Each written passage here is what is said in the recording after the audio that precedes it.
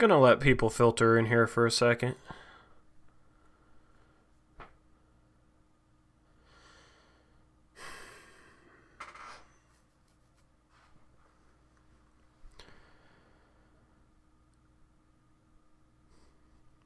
So I have a question for those of you who are in here.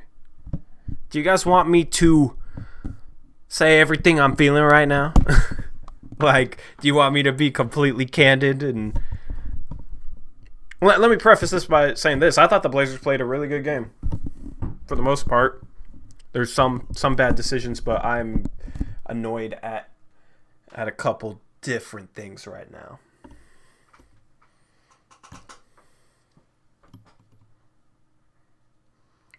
So, okay. All right. Well, I might go off the hinge here a little bit. I'm going to let people filter in before I actually go in.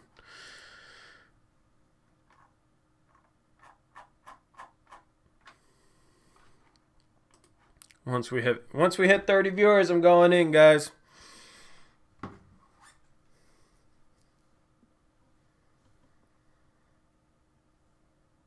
Once we hit 30, I'm going in. Invite peeps and plaid. They can come on whenever they want. They know they can.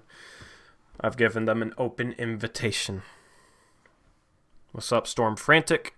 Why is Tory rant again? You'll find out. It's not about stats. It's not about the team.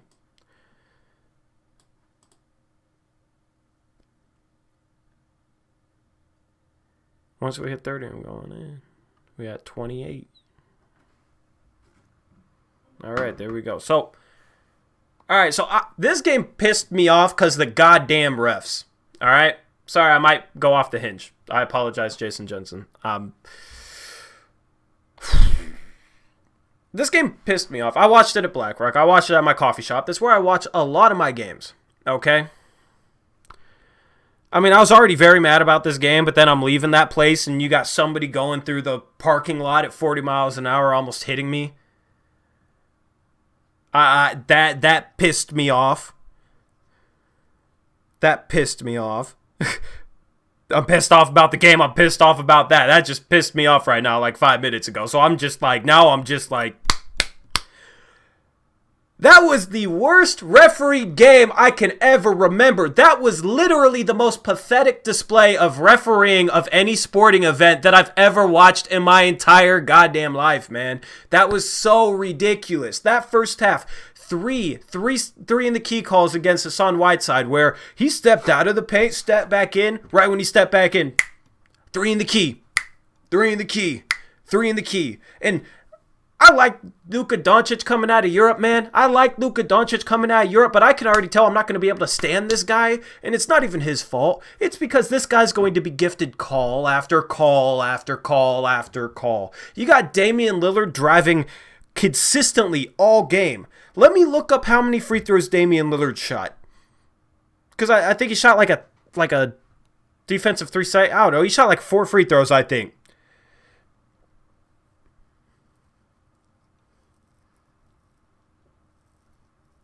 He shot 7 free throws. He got fouled on a 3. So from driving, he only got to the line 4 times. Meanwhile, you got Luka Doncic, who, dude, like, even a lot of his calls weren't necessarily shooting fouls, but literally you couldn't touch him. You couldn't touch him on the perimeter. There were so many ridiculous calls for the Dallas Mavericks, man.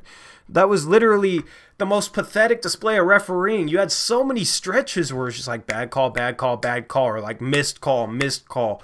You had Kent Bazemore getting trucked on a rebound. You had Damian Lillard driving and him just getting pushed in the back, pile driven into the stanchion by the defender. No call. Like, that was so ridiculous, man.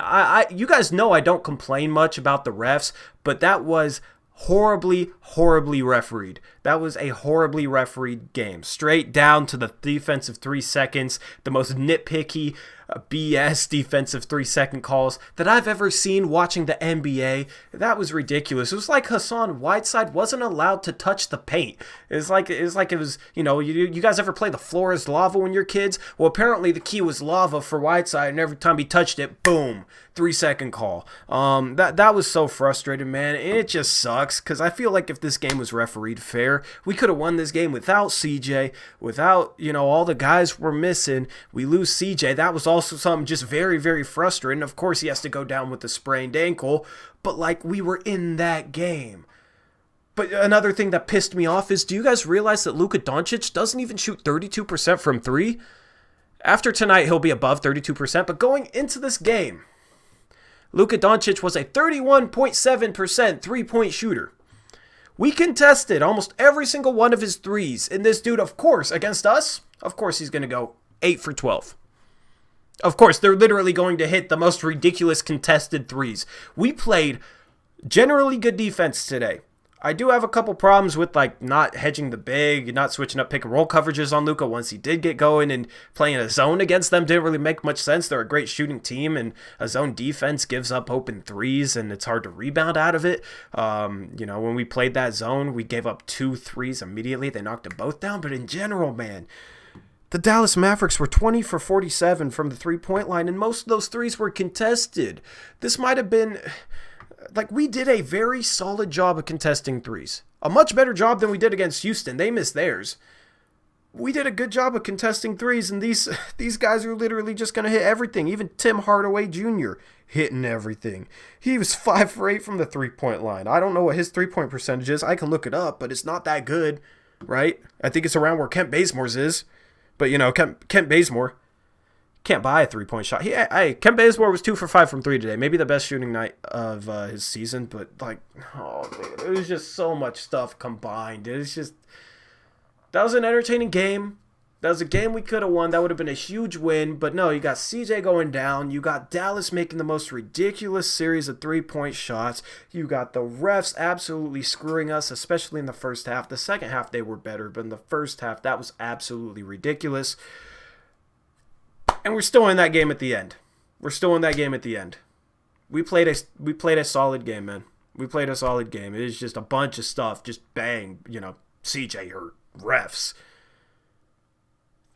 Doncic hits a 30-foot lean back contested double-teamed fadeaway three. Like, oh my God, man, that was frustrating. So there's my rant. I was very frustrated about that leaving the game, especially that last Luka 3 that he hit from deep, man. It was just like, of course, he's just going to, because why not? He's just going to hit this 35-foot step back. The crowd's going to go off. Like, I knew that was going in when he shot it. It was just one of those daggers. Like, dang, we're already dead, man. But no, he has to kick the dead horse. So that I literally hit that shot. All right, turned it off on my phone. Get out, get in my truck, start backing up. This fool flies in the parking lot at 40 miles an hour, almost hits me. Like, it's just a series of many, many different things tonight, man. But I will say this, promising turnaround. Houston game, they played their best game of the season. They played a good first half tonight, started off up 11 points. We'll see how we'll see how CJ's ankle is. But, he did roll that. He might be out a couple games. He might be out a couple weeks. The problem is, this would have been a huge game to win. If we won this game, we would have only been 4.5 games back of OKC, going to OKC tomorrow, where if we won, we could have been 3.5 games back and had the tiebreaker. 3.5 games back at the 7th seed. But now, we lose to Dallas, where we basically get screwed over by them just going unconscious on contested threes, screwed over by the refs, and then CJ gets hurt in this game, and then I don't see any way we have him tomorrow against the Thunder. Like, of course, man, just when it's like, okay, things might finally start turning around here. And then we just get beaten down, basically. Like, God, man, the season is just a test. It's a test, dude. The guy who almost hit you was Chad. Oh, speaking of media, guys, you see JP's perspectives tweet. I'm not going to go on this much, but right after CJ got hurt, within 2 minutes, he's like, well, there's another injury. The donkey, or something about donkeys, and basically took a shot at anybody who's been critical of Stotts. Literally within 2 minutes of CJ getting hurt. I think that's low. You don't freaking try and use that to try and trash talk other Blazer fans. Like, you guys would have had to see the tweet. I retweeted it. That's low, man. That also kind of pissed me off. Like, that I questioned that dude's character. But just so much stuff tonight that was so frustrating, and we played well. You know what I mean? It's weird to be like this frustrated, but also like we played well. We played well. Our defense, like we gave up 120 points. But they shot under 44% from the field. And that was while they were shooting 43% from three, 20 for 47 when we contested most of their threes. It's just like one of those games where it's like, we can play good defense and they'll still beat us. You know what I mean? Like, we played well. Hamza said, I saw the dude is stupid eye and followed him on Twitter. Yeah, that dude doesn't deserve a platform tweeting out stuff like that. That was ridiculous, man. Type in Eric in the chat if you want me to bring on Eric Brandt so he can rant, because I assume he has some things to say. But yeah, overall, I thought we moved the ball well too. Our ball movement has been better the past couple games. Our offense has been solid. Even after CJ went down, we still had solid offense. You had Hassan Whiteside, 21 points, 18 rebounds, 5 blocks. He was 9 for 10 from the field. He ate them up. You got Carmelo Anthony shooting 50%. 1 for 4 from the three-point line, but 50%, 22 points. You had Dame. He was questionable before this game. He's sick, and he had 34 points, 10 assists. He was 13 for 25, 3 for 10 from 3. Even Bazemore didn't shoot bad. He was 4 for 8 from the field, 2 for 5 from 3. Hazonia was 3 for 5. You know, like our bench struggled, but we still had, you know, our offense is moving the ball a little better. And our offense just looks better, and I think that is what's helped us, you know, be more efficient the past couple of games. I hope this can continue. Hopefully CJ's not out too long, though, because we definitely need a scoring punch, because I don't expect, you know, us to shoot this well consistently. Don't expect that consistently, but we stepped up when CJ got hurt. And, you know, that's a testament to this team. The fact that this game was this close with as many things that went wrong during this game, that's impressive, I think. So anyway, I'm going to call Eric. Damn, Skype ringtone. Okay. Damn, you picked up fast. Okay, what's up, Eric? Hey, what's up, man? So I've been ranting here. I know, I've been listening. I mean, you were very loud. Was I? Yeah. Oh. Right from the jump, you were like, you had that tone. Bro, I mean, I'm just, like, honestly, it wouldn't have been that bad, but then I got people doing, like, pretending the parking lot is a goddamn NASCAR track. Did you see the chat that someone said that was probably Chad? Yeah, I saw that. Yeah. Just right after the game. Here comes Chad. But, God, dude, like, how do you feel about everything that I've said so far? I pretty much agree with everything that you said, other than I thought the defense was bad. Especially, I thought the fourth quarter was okay, but up until that point, they gave up 98 points in 3 quarters. Okay, I can't really call it good until the fourth. I think the scheme was bad. Yeah. I don't think you can't drop the big against Luka Doncic, in my opinion. That dude is able to manipulate the space you give him so well, and you can't give him a head of steam. Like, that's honestly, in my opinion, that might be the worst guy in the entire NBA at this point to drop the big against. Like, he devoured that pick and roll defense, and part of that was him shooting well, him hitting threes, but like he was so comfortable going against us, sagging the big, like hedge the big against him, like try and smother him, you know what I mean? Like, I feel like part of the reason we gave up 98 points, a big part of the reason was because we were just sagging the big, you know what I mean? But that's not like the players struggling with the same things we've been talking about, like fundamentally with, you know, positioning and rotations, and yeah, they struggled here and there, but overall I thought it was better. I didn't think they played bad defense as a group. I thought it was part schemes, you know, going to that zone was ridiculous. I feel like that was a bigger I feel like that was a bigger part of it than the players like playing bad defense. Yeah, and then every time you like breathe on someone, it's a foul. That's hard to play defense that way as well. Mm-hmm. Let me give a shout out to Russell. First round exit Westbrook said, can't chat tonight, listening to stream though, doing bio homework. Good luck with your homework, man. Thank you for the donation, bro. What's up? I'm sick of people. So on the forum, there's people talking about how they can't hedge because they don't have the personnel to hedge picks. And I'm just like, do these people not understand what a hedge means? It's totally fine. It's totally fine if you don't understand what that means. But like to argue that the team can't hedge because they'll give up a layup every time and stuff like that, that just tells me you don't know what you're talking about, right? So a hedge is basically, so let's say Whiteside's guarding Dwight Powell, and Powell goes to set a pick on Bazemore, whoever's guarding Luka Doncic. So what Whiteside would do is stand really quick, right where Doncic is coming off the pick. So he can't go very far once he gets around the pick. He basically has to stop. And that allows Bazemore enough time to recover to where he can get back to your man, and then Whiteside goes back behind Bazemore and recovers back to Powell. It's very quick. It has nothing to do with lateral quickness. It's all about positioning and knowing how long to do it, and it's like timing a little bit. But yeah, it's all timing. I can illustrate with my here. Let me pull up the. And then the three people.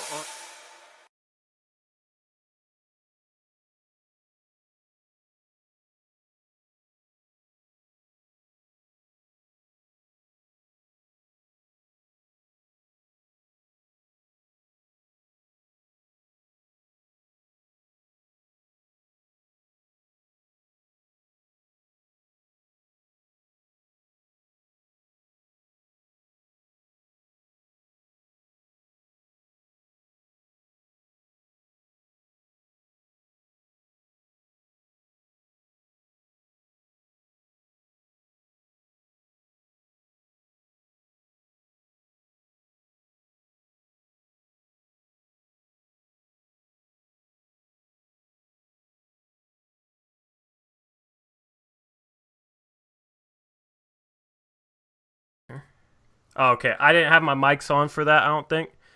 I don't know. Was the sound muted, guys? Yeah, they're all saying no sound. I didn't. Okay, dang, because that was a good description. I don't know why. Hold on. Let me mess with something real quick. Okay, we got mic display. Okay. But only when he switched to the other thing. Yeah, it was when I switched. I gotta add your mic to the other thing. Hold on, just give me a second. Hang tight with us, guys. Eric had a great description, and I was rolling with it, and I was showing you guys on the board, and nope. Okay, here we go. All right.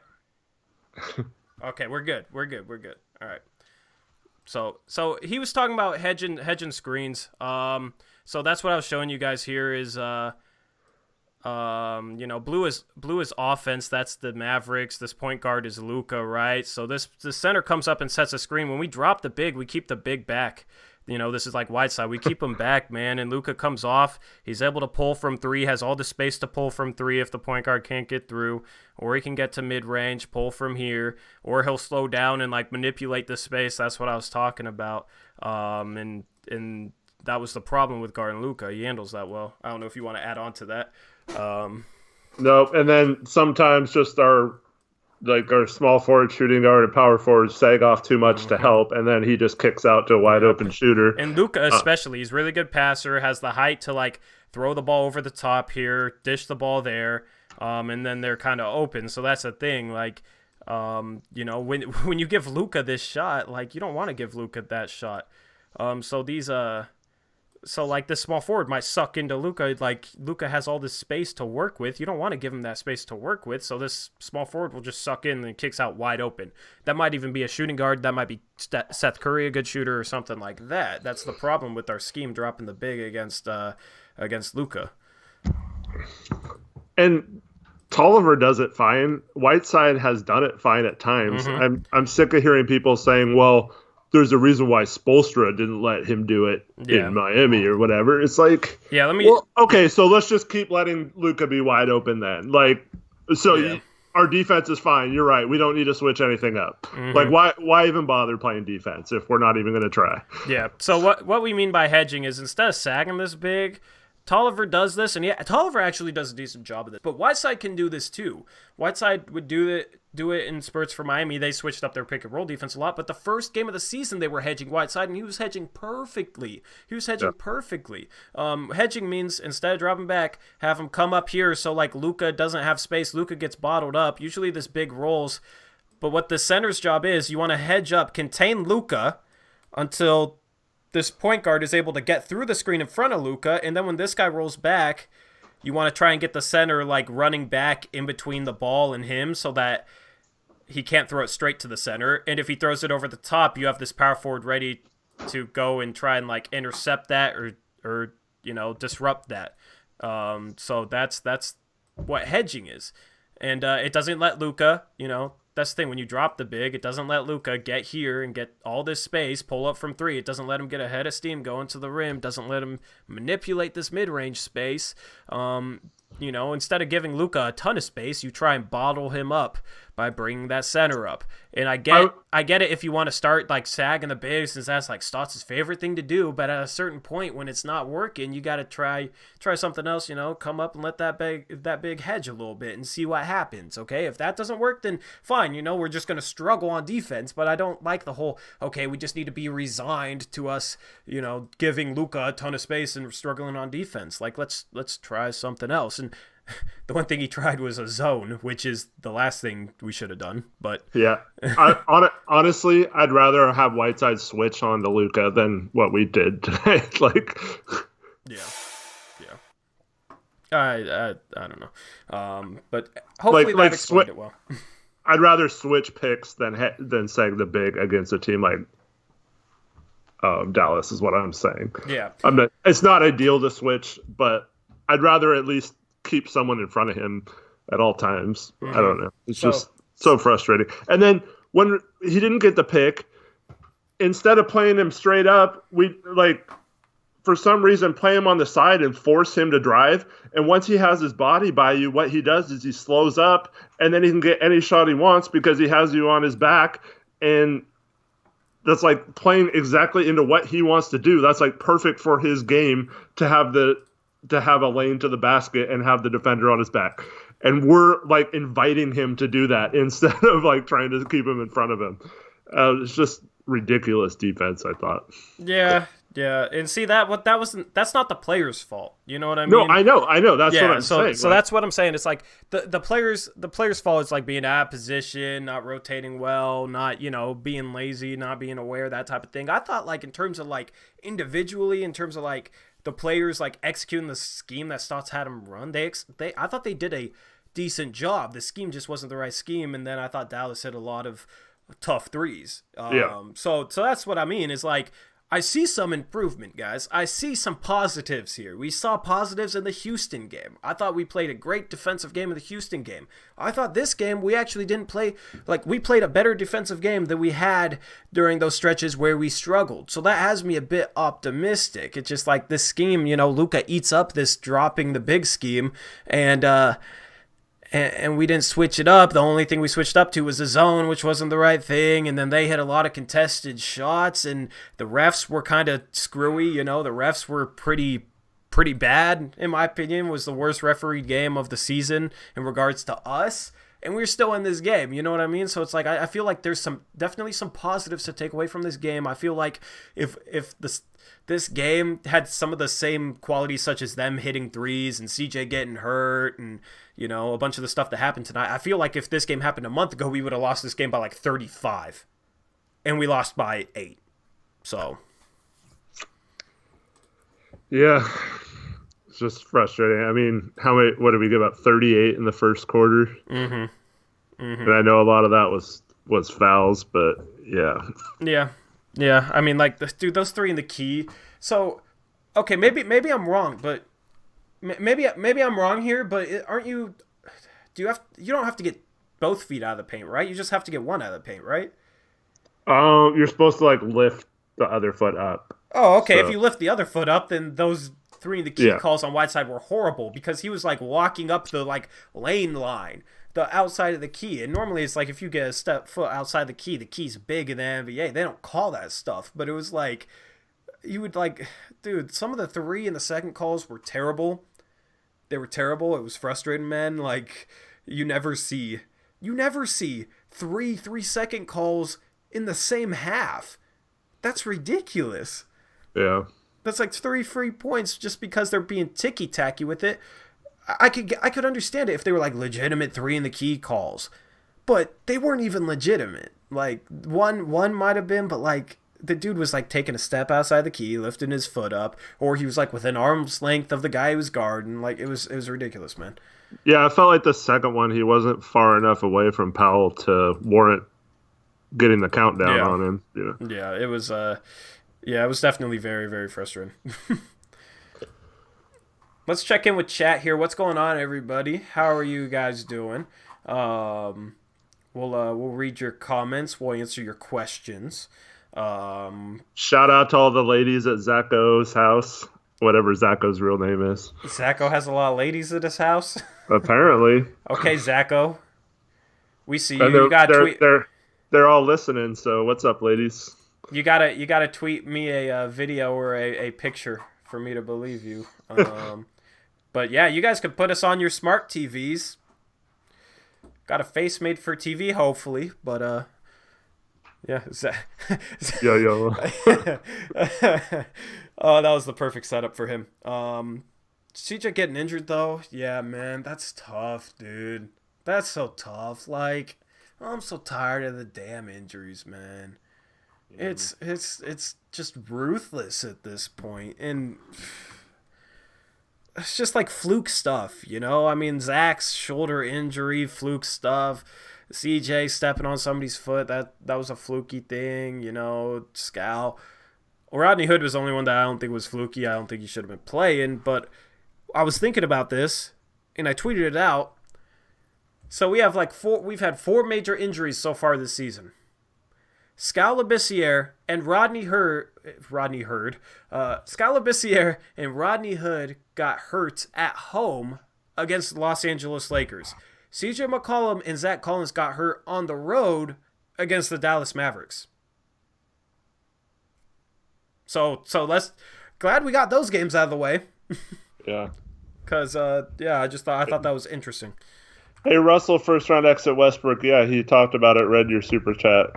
Yeah, I got you, man. I read it. I said thanks for the donation. I said good luck with your bio homework. I'm going to look up CJ McCollum on Twitter right now, see if there's any sort of update on him. Honestly, he was putting pressure on it, so that made me a little less worried. The fact that he was like walking off on it, he was limping, but he was walking on it.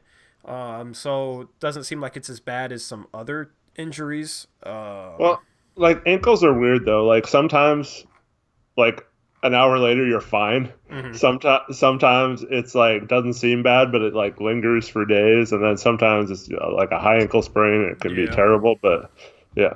So we'll see how long he's out. It could be a couple games. It just sucks that it happens right before we play the Oklahoma City Thunder.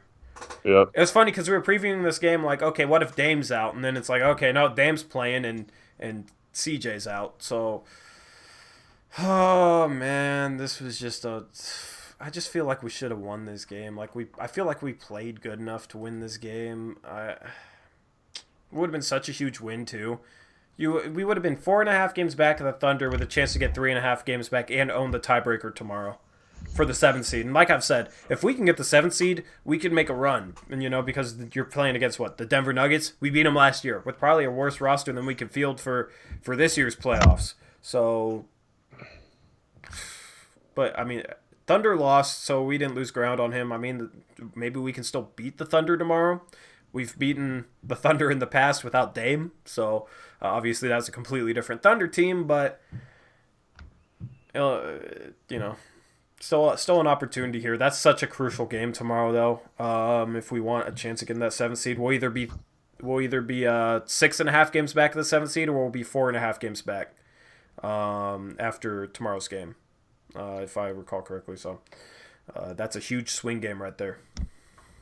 Yeah, especially. Yeah, if we lose tomorrow, we're pretty much talking about 8th seed or not making the playoffs. I don't even think I want the 8th seed, man. That's a tough matchup. Los Angeles Lakers. I mean, Some people are more optimistic than me, but that's a really tough team. That's a really tough team. Full school victory, I never thought we were going to win, honestly. I thought we had a chance. We cut it down to 4. What were you saying? Oh, someone was saying Adams is hurt. I don't know if he's playing tomorrow night or not. That would be helpful for us because I don't know who they're... So they start Noel. Noel's good, though. Noel's good. He's been one of the best defenders in the league this season. So... But what it makes me wonder about is who's going to be their backup center. They're probably going to go with a smaller lineup. Yeah, they're going to go with the smaller lineup, which fits us because we have to play Anthony Tolliver at backup center right now. So, so that could definitely help us if they decide to go to a smaller lineup. It wouldn't be as much of a mismatch as us. But I think our bench has been defending better though lately. Yeah. Do you want to talk about the boxing out? Though. What do you mean? Well, I think you responded to some of it, but it was so Dwight James. There was a conversation, yeah. Casey Holdall and Dwight James were in an argument over. Casey's hard to like read on Twitter. I don't really understand some of his tweets sometimes, but I think he was saying the guards don't box out because they don't want to get hurt or something like weird like that. So that's why they just let the bigs rebound, which didn't really make a lot of sense to me. Boxing out doesn't really get you hurt, though. I can't remember ever seeing an injury because somebody boxed out. His point was like, yeah, they don't want to get hip checked or something. And I was like, what? Does he not know what boxing... Usually you're in front of the guy when you decide to box out, so I don't know how they'd get hip checked. That was a weird conversation. And then, he also said you guys can find it on Twitter. He also said they were too small to box out. Boxing out, guys, neutralizes a size difference because that's the thing. If you basically why you box out is so that you don't let the big guy get close to the rim, which gives him a better chance to rebound. So you box out and you hold your ground and you create space in front of you for the ball to go, and then you go grab it. That's why you box out. It's to help you.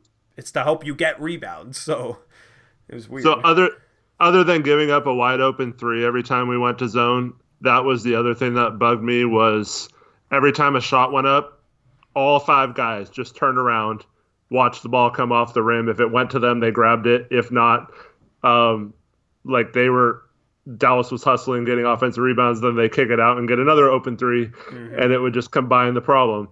In a zone, it can only be effective if the rotations are perfect, and then once a shot goes up, everyone has to find a guy and box out, and then you're fine. But if you just turn around and stand in your area and not box out in a zone, it's like the least effective thing you can do in an NBA game. It was just perplexing that we even stayed in it for multiple possessions when we're not boxing out and we're giving up wide open threes. Yeah, I didn't understand why we went to a zone. The zone defense's weaknesses. There's 4. There's 4 that I can name. You give up open threes. It's hard to guard the 3-point line.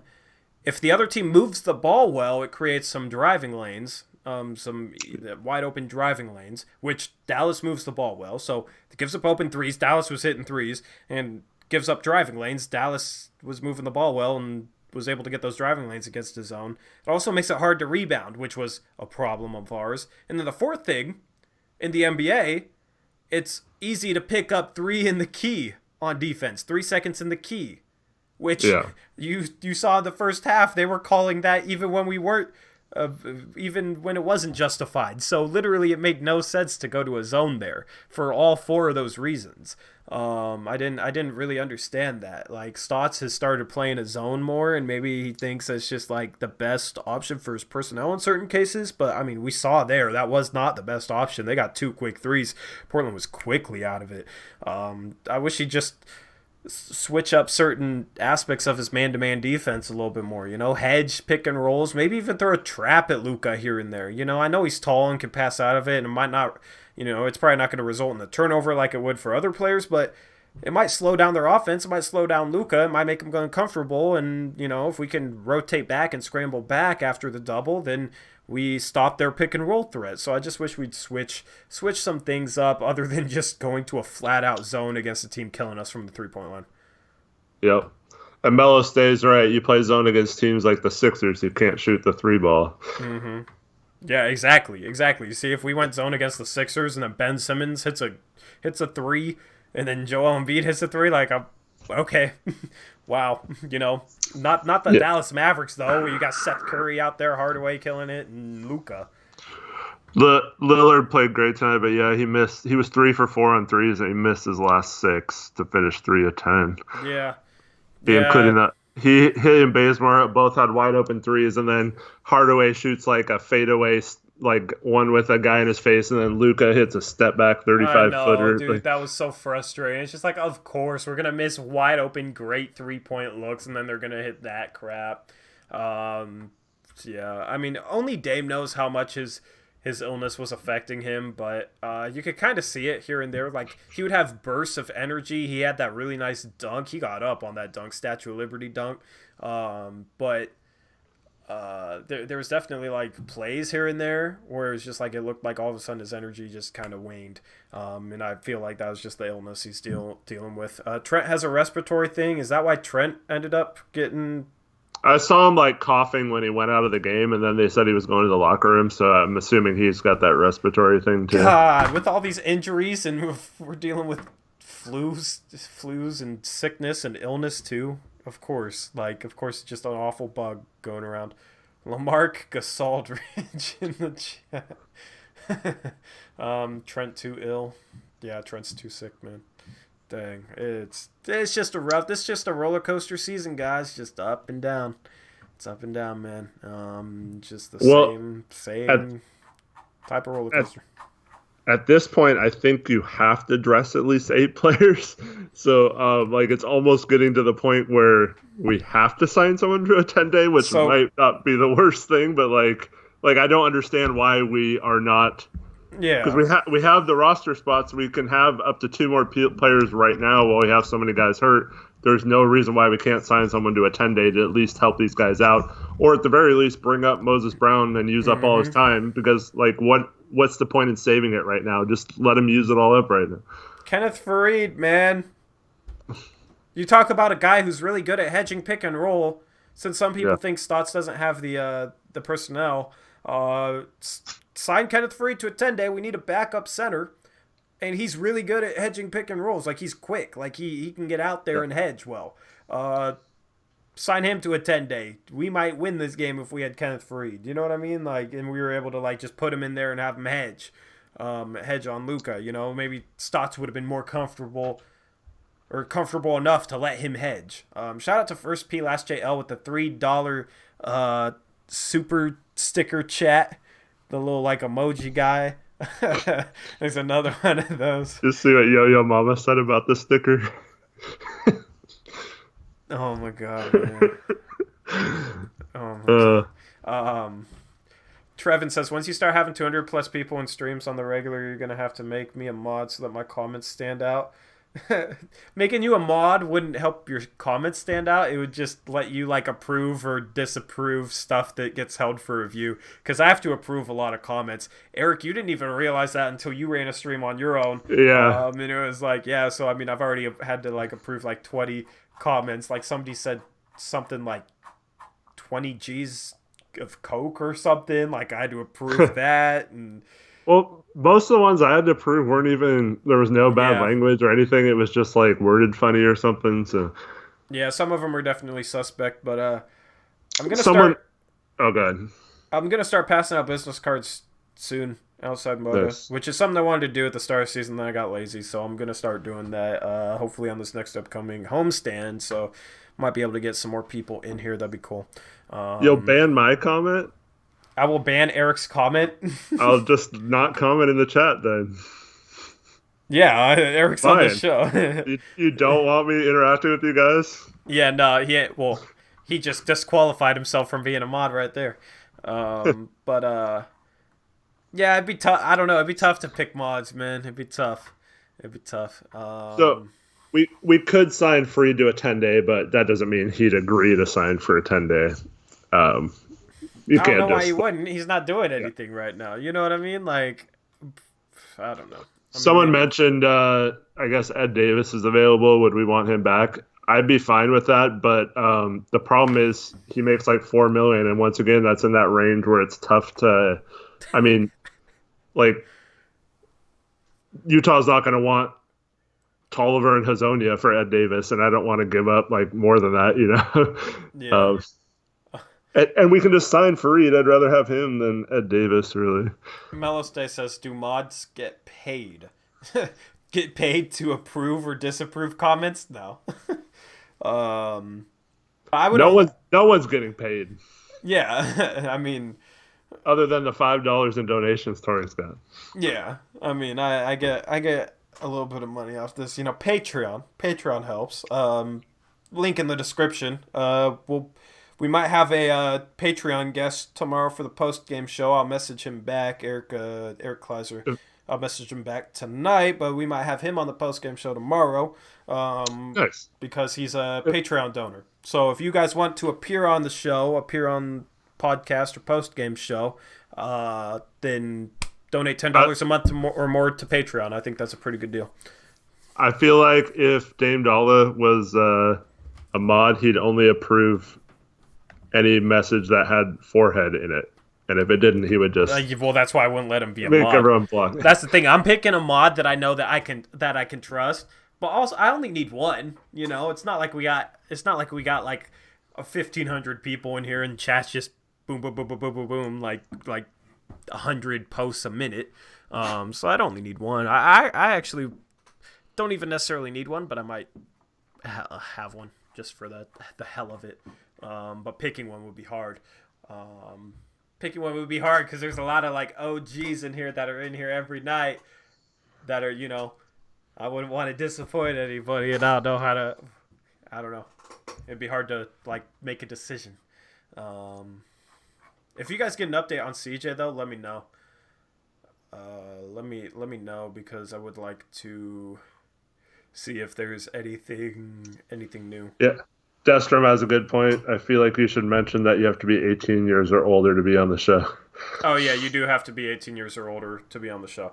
That is something that I forgot. But also, I figure like nobody younger than 18 years is going to be donating to Patreon. You know what I mean? They probably don't have a credit card or anything. So yeah, but you do have to be 18 years or older, and that's not like my decision really. That's kind of how YouTube has forced it to be.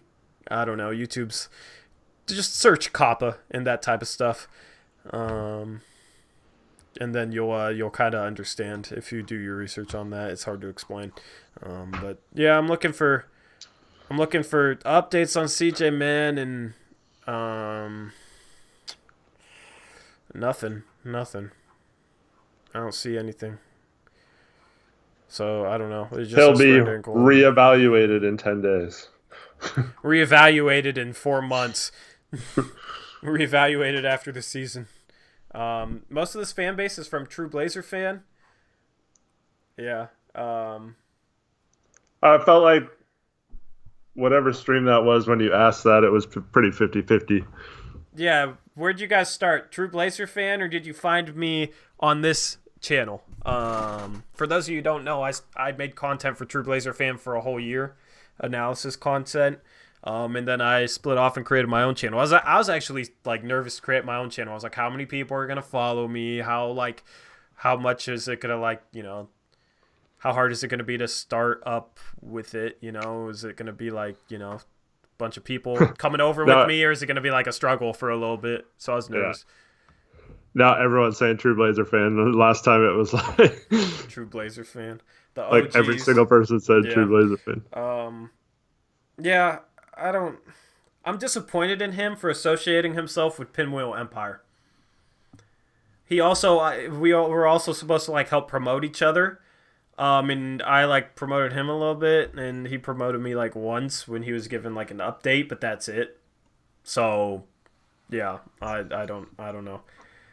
I even, I don't know, man. It's just awkward. Like I don't talk to him anymore, and I don't know. That's how it is. But I'm glad I'm doing this. I'm glad I started doing my own thing. I'm glad I'm doing this. Because it was kind of weird. It would be so weird, like streaming on the channel that wasn't mine, and like I felt like I just felt like an employee basically. I felt like I don't know. Hopefully you don't feel like that, Eric. No, not at all. Yeah, exactly. I wouldn't be wasting my time for free if I felt that way. Exactly. Shout out to Eris, Maverick fan in here. What's up, man? Congrats on the win. There's a Mavericks fan here. Is Eris the Mavericks fan, or is he saying I'm assuming. Like I don't see anyone else. Yeah. And I'm low key getting a little worried about Randall Pink Floyd. He seems to bring up stalking me and stuff from my past a lot.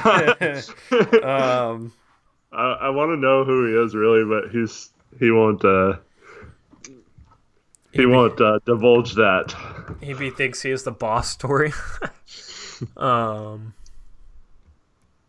Yeah, he isn't the boss, but hey, just randomly since I just thought of it, and we'll probably forget, which is probably something I should tell you off stream, but whatever. Maybe actually I'll just screw it. I already set it up. Could you maybe like set up like a phone to like record with her? Yeah, maybe. Because I want to see like if it's so Eric says you said your quality is good when you record, but then and when you edit it, your quality of camera is good, but then after you like render the video, the quality is worse. What's the deal with that? Like your video quality? Yeah, like when I'm editing it looks like high quality, and then when I go to render it, it looks all grainy and yeah, I don't know. So I'm gonna try and help Eric like get his like camera quality up, so it kind of like is close to my matches, my first videos and for the podcast. Because I was watching back like a couple of our early podcasts, you recorded that with your phone, and like your camera looks just as good as mine, maybe even a little bit better. Mellow stay. I did just get a new computer. Actually, that quick 3-minute trade video I did on my computer camera, not my webcam. So maybe I don't know if that was better or not. But no, I'd honestly experiment with your phone. Do you use your phone when you stream? Are you on your phone when we stream? No, we had issues with I don't remember what it was. Or we can invest in a new webcam for you. I can toss some money your way. I did gift Eric the mic though. I did set him up with that. Maybe I'll set him up with a webcam too from the Patreon money. But yeah, definitely do want to improve that. Also, we're gonna cover every trade that happens in the NBA. Just short little videos like Eric did. It might be Eric, it might be me, just whoever can do it first, basically. And yeah.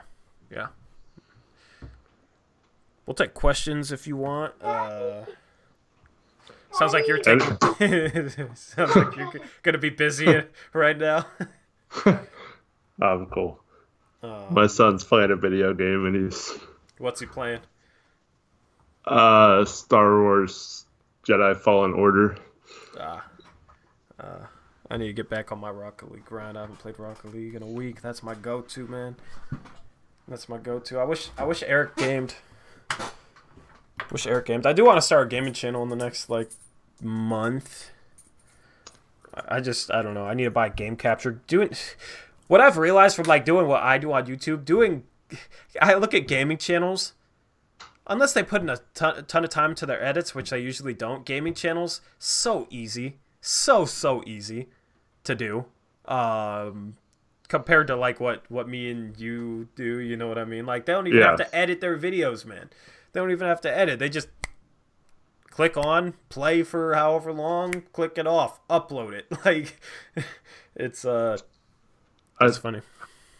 First P, I need new clothes. I literally have 30 blazer shirts. They're just in your wardrobe now, man. Yeah. I probably, if I didn't want to, could have gone without wearing the same one twice out of all the streams so far. Javier said he'd watch if I made a gaming channel. Yeah, it'd just be fun, especially to get some people from in here and just like chill, and I could even like game with you guys or against you guys, and it'd just be like a different vibe than covering the team. You know what I mean? It'd be like a different feel to it, and I feel like that'd be fun. So I play some Rocket League. I haven't played Fortnite in a while, but I used to mess around with that. 2K would be fun to like play 2K against subscribers or something. I don't know. I'm on PS4 though. I'm on PS4, but I do have a PC that I could game on too. So when I was down for a while with my injury, I played a lot of Call of Duty 3. Yeah. got okay at that. I'm still really bad, but yeah. I was never that good at Call of Duty. I only played Ghosts, and I actually really like Ghosts, and I know everybody hated it, but that was my first Call of Duty game. So,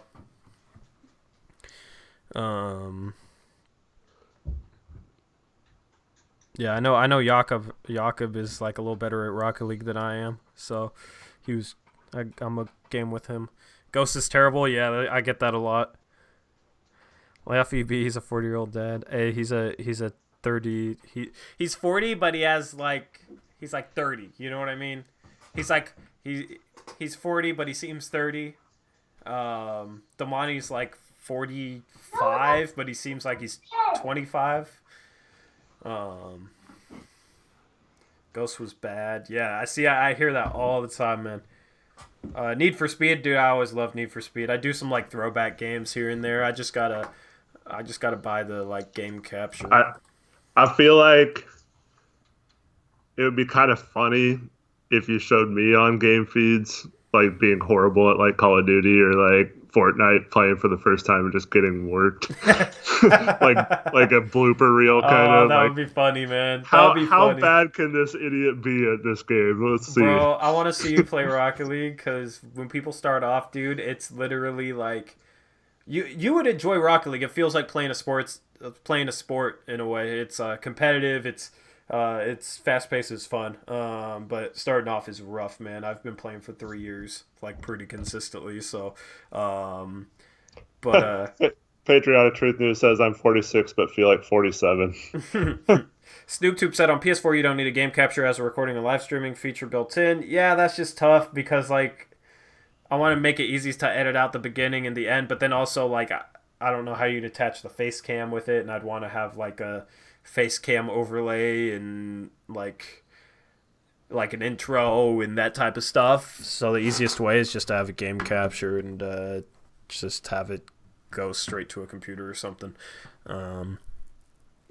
Zacho says I can't fly in Rocket League, bad with angles. I'm actually solid. I'm a champ 1, Zacho. I'm a champ 1. Almost got champ 2. 52 here. Pretty sure the 80s were 20 years ago. Jason. Yeah, I don't know how we got talking about video games, but let's look at scores. Let's go back to basketball for a little bit. Bro, is there any way to fix the chat from the stream earlier? I don't know. I don't know what happened with that. There's nothing I can do. I thought you were on top of who was picking who. I got to a point where I was so far behind because you were going really fast through the games that like I was like, okay, I'll just go back through it later. And then, of course, it's the one stream that didn't work. Man, you got to keep up, man. You got to keep up, bro. That's what we need a mod for, honestly. We need a mod to keep track of who chat picks for over-unders.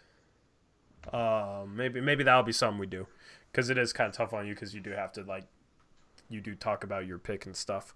But, yeah, I could have slowed it down. It was just 4. That's why I was going fast with that. But I did get screwed over today by Memphis, who was up, like, handily, and then they choked near the end. That was my double down pick. I don't think I've gotten one double down pick right, dude. Why did I institute this crap? It's literally just screwing me over. Yeah, Grizzlies only won by 4. I lost that. Hey, Hawks won outright in San Antonio. Yeah. I got that pick over on you. You also picked the Grizzlies, so whatever. You picked the Thunder today, right? No, I picked Miami. Oh, screw you. Okay. Miami won. The Sixers covered. The Pacers didn't cover. That sucked. The Wizards, I picked the Wizards, and that screwed me over. And I picked the Blazers, and that screwed me over because the spread was 7. I love how you're like, it doesn't matter if the spread's 7 or 9.5. But it was 9.5, right? It was 7. It was 7. It was it was only going to be like higher than 7 if Dame didn't play, and Dame played, so it was 7. And you also said something where I was like, I was going to be flexible on it for you, and then you said something like, oh, I'm so I'm like, fine, screw it. So let's see. I went 0, 2, 3. So there's nothing that like got accidentally hit like disable chat or not enabled. No, there's no. Sometimes live streams get glitchy after they're streamed. Okay, so I went 3-5 today. You picked the Spurs, the Grizzlies. Okay. I was 3-5 too. Were you? Yeah, you were 3-5 too. Okay, good. You didn't gain a game on me. Hey, chat might have gained ground on us today. We don't know who chat picks. We got to try and go back and figure that out. Maybe you guys can help us out with that. I know they picked Toronto, Memphis, and Miami as their double down. So that's. So they doubled down on Miami. That's 3-1 right there, but that's all the games I got. Did they pick Portland or the Mavericks? I don't know. Do you guys remember? Don't be cheating. No, this isn't gonna go. Like they can't. Yeah. They're gonna say they picked the winning team on everything. Yeah. For sure. Because they're trying to get back. They're so far under. See, they're saying Mavs. We gotta. Hopefully, chat pops back up. I don't know why that's a problem, man. Of course, it's like the one time you didn't, you weren't able to like keep track of it. I forgot to make a pinwheel I forgot to make a thumbnail for Peeps and Plaid. I don't know how else we're gonna get the picks. We might just have to go with them being 3-1, honestly, because we don't got the picks otherwise. Yeah. Anyway, 3-1 would be good for them though. They gained ground on us. We went 3-5, so we need to have them have like an all double down day or something to catch back up to so we have the same amount of games or something. Hey, that's a good idea. I think there's like 14 games Monday. That's gonna be so. Yo, Tori, can you make me a mod right now for 2 minutes so I can no. You need to be a mod to do that? I think you're doing just fine without being a mod. He's gonna be blue, man. He's gonna be blue. They're still talking about video games. Around the NBA, Raptors blew out the Wizards, so I don't know why I picked the damn Wizards. I was like, I should probably pick the Raptors, but Isaac Bonga had 17 and 10 though. Real quick, Destrom, we can't get Domantas Sabonis this year because he signed an extension, so he's on what's called a poison pill contract. Mm-hmm. So basically, his outgoing salary counts differently than an incoming salary. And there's probably a way to make it work if there was like 4 or 5 teams involved, but the math is really tricky for a team that's in the luxury tax. Yeah. It's pretty much impossible. I wouldn't even say there is a way to do it. It's impossible. Like, it's not good. It's not. Yeah. Well, I would say that, and then someone would spend like 8 hours on Trade Machine and be like, see, I told you it wasn't impossible.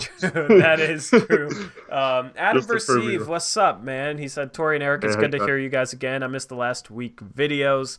It's good to hear from you again, man. If there was... here's something I've been thinking about. I don't know if this would work for you, Eric, but maybe like switching the podcast from Friday to Saturday. What do you think about that? Is that like tough for you? The Friday podcast to Saturday. Probably tough for you? Because that's like I pretty much have to work every Saturday, so you work that's our busiest day at the store, and I probably can't. Damn. I just make figured it that might consistent be enough. easier for like people to tune in since it's not like 3 p.m. on a weekday. It's on a Saturday, so I thought that Yeah, might be easier. the only way it would be easier is if it was like always in the evening, but then it would conflict with games a lot. Yeah, yeah. Um, so then we'll I probably just keep it a I Friday. I was just wondering if like chat would have wanted that, and if you could have. I I do love my wife, but we rarely ever get date nights. So. Yeah, damn. Hey, you're gonna be rich someday, bro. I'm gonna make you. I'm gonna make you rich someday. I'm gonna be making like 10 billion a year, and I'm gonna give you like 100,000 of it. Nice, Yep. thanks, man. Yep. I'll give you like 1/10%, but you'll still be rich. Um, Jason Jensen trying to slide in on your wife. uh, Tori, when you tweeted, yeah, let's just let Curry walk into paint because scheme literally had me crying. Was that you that responded to that? If it wasn't you, then somebody else responded that they were dying. I probably did. Yeah, let's just let Curry walk into the paint because scheme. Yeah, you dropped the big that much. That's what you're letting him do. Um, Damn, man. I don't like playing against Seth Curry. I wish he was still a Blazer.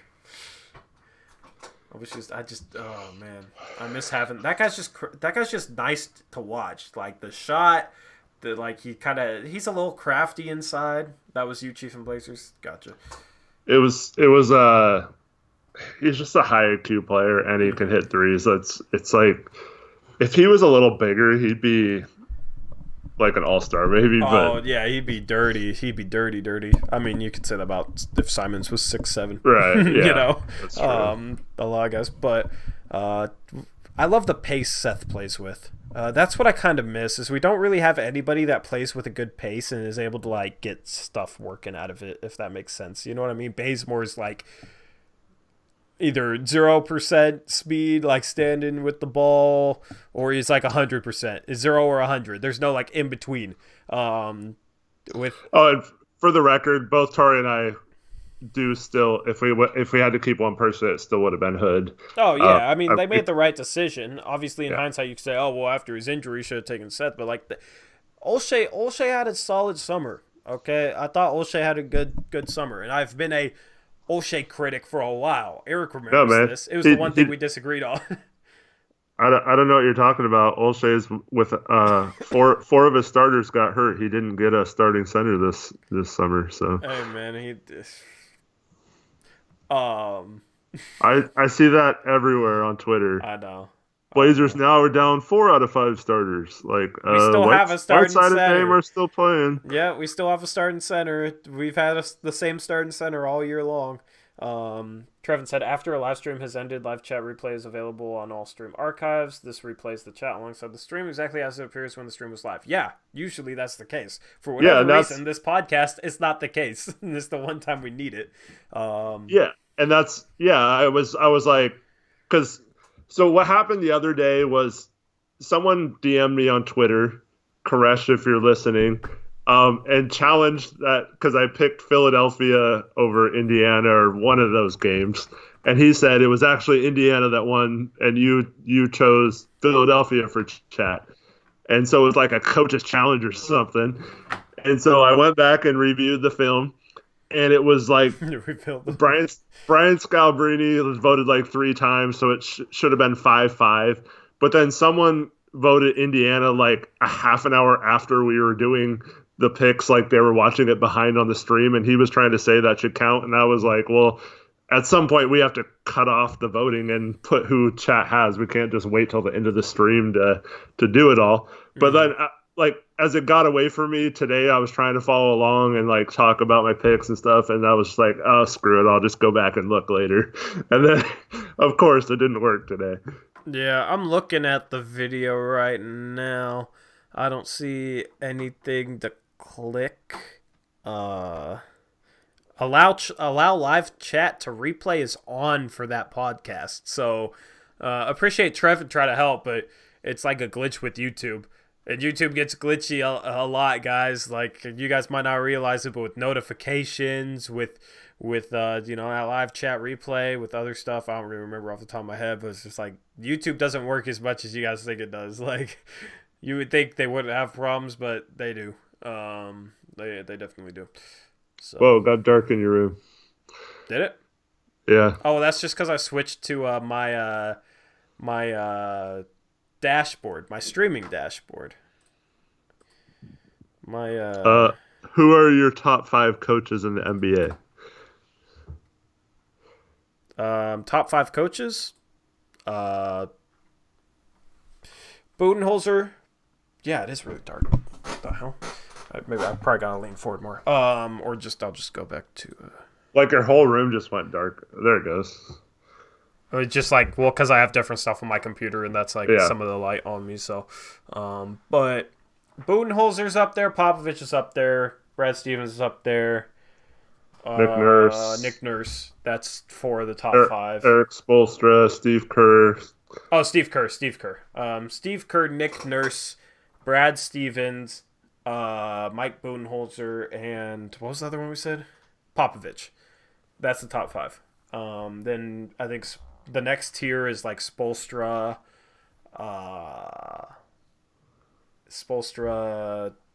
it's Snyder, probably Snyder, Malone. I like Malone. I'm trying to think about some other guys. I think Brett Brown's overrated. I don't think he's really that good of a coach.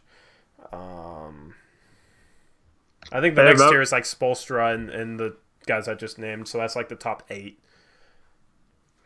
This may have been on the video that didn't end up working out for one of our podcasts, but remember when I said Brett Brown was a coach to look for being fired this year? Yeah. Yeah. I mean, that team isn't playing that well. I haven't looked at the East standings in a while. I have no idea what the East standings look like. If the There's a Blazers bunch were of up there, teams bunched. yeah. It's that way in both conferences then. Yeah. Um, The Bucks are way ahead, but then you have yeah, I'm looking at it now. Philadelphia's in 6th? yep. The hell? I mean, But they're you not got- going to fall to 7th, but wow, they're in 6th. I'm surprised. Yeah, there's 3 games separating Miami, Boston, Toronto, Indiana, and Philadelphia. They're constantly like flipping between That's them. crazy that Miami is the 2nd seed. I'd love to see like Miami and Indiana be the 2nd and the 3rd seed, because one of those teams would probably end up going to the conference finals unless like Philadelphia made the run as a 6th seed. You know what's making me really mad What? about the East? What? I feel like I'm right about Brooklyn, but they're still in the playoffs because everyone else sucks so bad. Oh, I know, man. Because they're 4 games behind under 500, but they're in the 8th spot, and I called them not making the playoffs. We would literally only be 2.5 games out of the 7th spot in the East. That's the thing. If we got healthy, I feel like we could compete against any team other than Milwaukee in the East, and in the West, any team other than either LA teams. Like if we got healthy, made a trade deadline upgrade, fix some things that Stotts sucks with. But I mean, part of that is just having players that can kind of offset some of his deficiencies. I don't know. There's 3 teams we can't compete against in a playoff series. I don't think that we can't win, even if we get healthy and make an upgrade. The LA teams are tough, man. That's the thing. The Clippers. Even if we get 7th, the Clippers could easily get that 2 seed. I mean, it's tough. This season's just a disappointment, man. But trade deadline is in how many days? It's 20 days. 20 days. So less than 3 weeks, man. Yep. We better make some moves. I still wonder how soon Nurkic is coming back. Oh yeah, we forgot Carlisle too. I don't think Carlisle's. I think Carlisle's hard to figure out, man. He's probably around 10. I'd put him around 10. He's definitely better than Stotts. It'd be fun to like rank them all and see where I put Stotts. I'd put Stotts probably like lower There's to mid-20s. a lot of bad coaches though. Yeah. I don't know if I'd put him that low. I mean, it's like almost he's probably in the 10 to 15 range just on default. Do you think he's an above-average coach? Doc Rivers is pretty good too. Yeah, Doc Rivers is up there. Let's see. I'm just saying, there's guys like Saunders in Minnesota, and like, I mean, you can't really justify putting him ahead of him. I'd put like D'Antoni and Brett Brown kind of in the same tier as Stotts. Like I don't think any of those guys are good. You got like Scott Brooks in Washington. You got what's the guy in Charlotte? Borrego, yeah. Vogel in LA. Got Clifford in Orlando. Yes, Beeline is probably not the best coach. He's a good college coach, but yeah, this But, NBA and then you switch got hasn't worked out. what is that? Jim Boyer or whatever in Chicago. Boylan. Boylan, he's terrible. Yeah. Um, Vogel's tough because I feel like he's doing a really good job this year, but he's been fired twice in the last few years too. So it's kind of tough to rate him when you have Anthony Davis and LeBron too. Yeah. Somebody said make a coaching review on Stotts. Don't I review his coaching enough? Like, as it is, you know? I think Um, it's like when I said someone said to have a coach's challenge. They want me to go back and coach's challenge thoughts. Coaches challenge Stotts. Nate McMillan's actually solid. Monte Williams is solid. Nate McMillan wasn't solid when he was our coach, but he improved. He improved. He's a different coach than he used to be. Indiana would not be doing this well if he was the same coach he was when he coached the Portland Trail Blazers. Right. Um, Zacho repeating the guys I'm saying. um, David Blatt has MS and he retired from coaching. He took a front office job with the Knicks recently. yep. What's up, Alex? We got Alex G in the chat. What's up, man?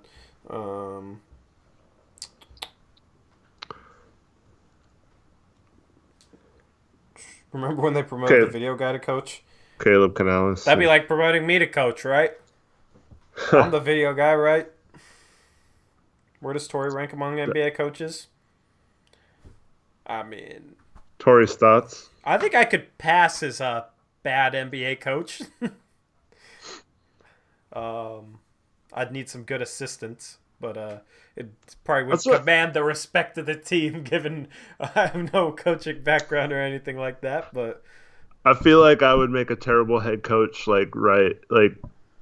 until I had a ton of experience. But yeah, I feel like matters. I feel like it'd be a great an assistant coach, just kind of like being in the head coach's ear. Yeah. And like trying to pick up on little things. And Torrey too young to be an NBA coach. Yeah. Hey man, coaches, the hot thing now is to just promote someone who's young, and hopefully you find a diamond in the rough. And that's more NFL, I feel yeah. like, though. That's more NFL. NFL, you got like McVay, and isn't LaFleur pretty young? Isn't LaFleur 30 something? So. Speaking of football, Sunday. Yeah. Why you say yeah without enthusiasm, bro? Dude, I'm nervous. I mean, I'm super excited. I'm just super nervous. Let's get it though. Let's get it. Let's go. Let's go get to the damn Super Bowl. Give me something positive sports wise. Let's get it. I mean, we're better than them, you know. I mean, we could lose to them, but I think we're the better team than them. Be awesome to see the Niners in the Super Bowl again, man. For those of you who don't know, me and Eric are both Niner fans. Don't hate us. But yeah, I mean, it'd be fun with this NBA season. I just are you guys want so the Seahawks fans in here who don't like the Niners, are you guys more okay with the Niners winning just for our sakes, or do you guys still just hell no to the Niners?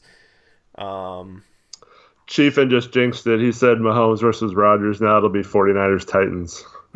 Why do you want Mahomes versus Rodgers? I want to see the Niners defense versus the Chiefs offense. That would be such a fun matchup, man. Literally, maybe the best defense in the league versus the best offense in the league. You guys don't want to see that? Rodgers isn't I don't know. Yeah, I get it. You want to see the two good quarterbacks, but I want to see, if I wasn't a fan of any of the teams, I'd want to see the Niners defense versus the Chiefs offense. That's what I'd want to see. I really hate the Niners. I'm sorry. No, I get it. I get it as Seahawks fans. That's who you're they're rivals, So I understand that. Because if this was Seahawks Packers, we'd be rooting for the Packers, right? Yeah. I wouldn't hate it as much of the Seahawks one, since a lot of our fans are Seahawks fans, and I'd be like, okay, cool. Our fans, they get their team in the Super Bowl. So, but yeah, no, I get it. But I also feel like Chet has to understand, Portland doesn't have an NFL team, so you kind of just go wherever, Can't blame us for being Niner fans or anything like that. It's not like Portland has always had an NFL team, and we just decided to, be fans of a team from just random ass place. I gotta say something to Zacho real quick. What's up? So the latest rumor is that Kyler Murray is thinking about playing baseball. Is that true? Yeah, he's he wants to do both. Yeah, that'd be dope, man. It would be cool, but I can't see a quarterback in this day and age like being good at both. Like that's really tough. Yeah, yeah, it's just tough because the seasons overlap too. If baseball ended if like the World Series was in August and like the season started in February, that'd be perfect. I feel like you'd get a lot more people doing both. Like, I feel like Russell Wilson might have done both. I feel like you'd have a lot more people doing both just because, like, the end of the baseball season overlaps with the start of the football season. Like, are you going to, if you make a playoff run, obviously, if you play baseball and your team makes a playoff run, you want to be there for that. But then what? You're missing half the football season potentially. That's, the overlap makes that hard. This was before your time, but Deion Sanders was so cool. Yeah. Bo Jackson was awesome. Mm-hmm. Brian Jordan did it too. Hasn't been done in a while though. Yeah. What would be interesting is if he could get himself traded to the Diamondbacks, right?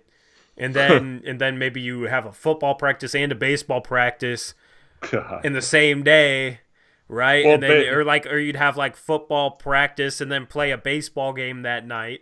Because like baseball isn't that taxing, right? So it's like I think they Brian Jordan and Deion did that a few times. Like they'd have like a private jet and like fly out, and that's kind of crazy if you think about it, man. Yeah.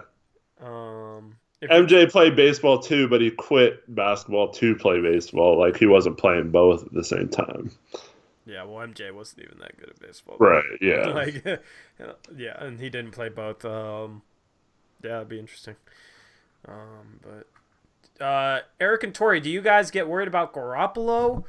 I get worried about his because he seems to have like one at least stupid throw where it's like, what were you thinking every game? He had one of those against the Vikings. Yeah. The reason why it doesn't worry me as much is because when our defense is healthy, like they can help like hold him to a field goal even if he does make a bad turnover on our side of the field. I don't worry as much just because we don't put a lot on his shoulders. Our run game is phenomenal and a lot of short, quick, easy reads, easy passes. He doesn't have to. It's almost like he's like what they would call a game manager, you know what I mean? But he does have the talent to like step up and be more than that when we need him to. So I don't know. He hasn't really like hurt us so far this year. I mean, all three games we lost. One was in an overtime where we had a replacement kicker who shanked a field goal to win against the Seahawks. We should have won that game. One was we lost to a last-second field goal against the Ravens in Baltimore, and then one was we lost to a last-second touchdown to the Falcons at home. So like literally, the only three losses we have were like down to the wire, last second losses. So that's the thing. It's not like he's had Jameis Winston-esque performances where he's thrown 4 interceptions, just completely bombed us out of a game. So obviously, that's a testament to other facets of the team, but. I just I hope he can develop into the quarterback they saw, because if you're talking about as good as like, because the Niners just are good in like literally pretty much every area, man, and if you had a like elite quarterback with the team they have now, that team would be insane. So I'm hoping he can continue to develop. Randall Pink Floyd says he doesn't trust Gold. Why not? Gold's fine, I think. Yeah, Gold's been good last few years. He's been hurt a little bit this year. That was only a knock on him. Yeah. Past 6. Yeah, exactly. Past 6 yards to Kittle, then he goes for 30. Dude, I love Kittle, man. That's the thing. That Is if I have to get a jersey, it'd probably be Kittle. It'd have to be Kittle, I think. that one play where he caught the ball and ran down the sideline like Against New Orleans. stiff arming that guy, and Talking about the that one was against New awesome. Orleans. Yeah, Yeah. while like hanging on his face mask, That dude's he just just fun. drags him. That dude's just fun. And Debo, dude, I love Debo Samuel.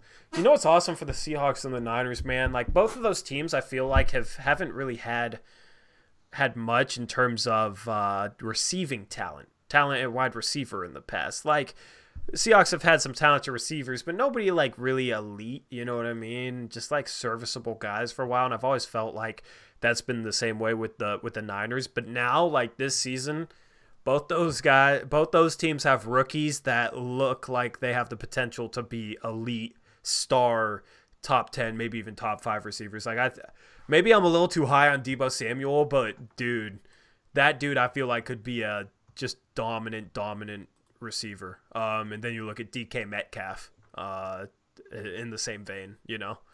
So that's kind of cool. Yep. Yeah. Hopefully they re-sign Sanders in the offseason. Yeah, I gotta bring back. I don't know why they couldn't. Yeah. Because he's perfect. You know, him and Samuel, they finally got some decent receivers. So me and Eric are gonna be nervous for Sunday. We got basically three games in a row. We got this game tonight. We do it again tomorrow against OKC, and then we got that Niners game on Sunday. I am nervous for that. Because it sucked to lose as the favorite, you know? It's weird being the favorite to go to the Super Bowl, but... Yeah,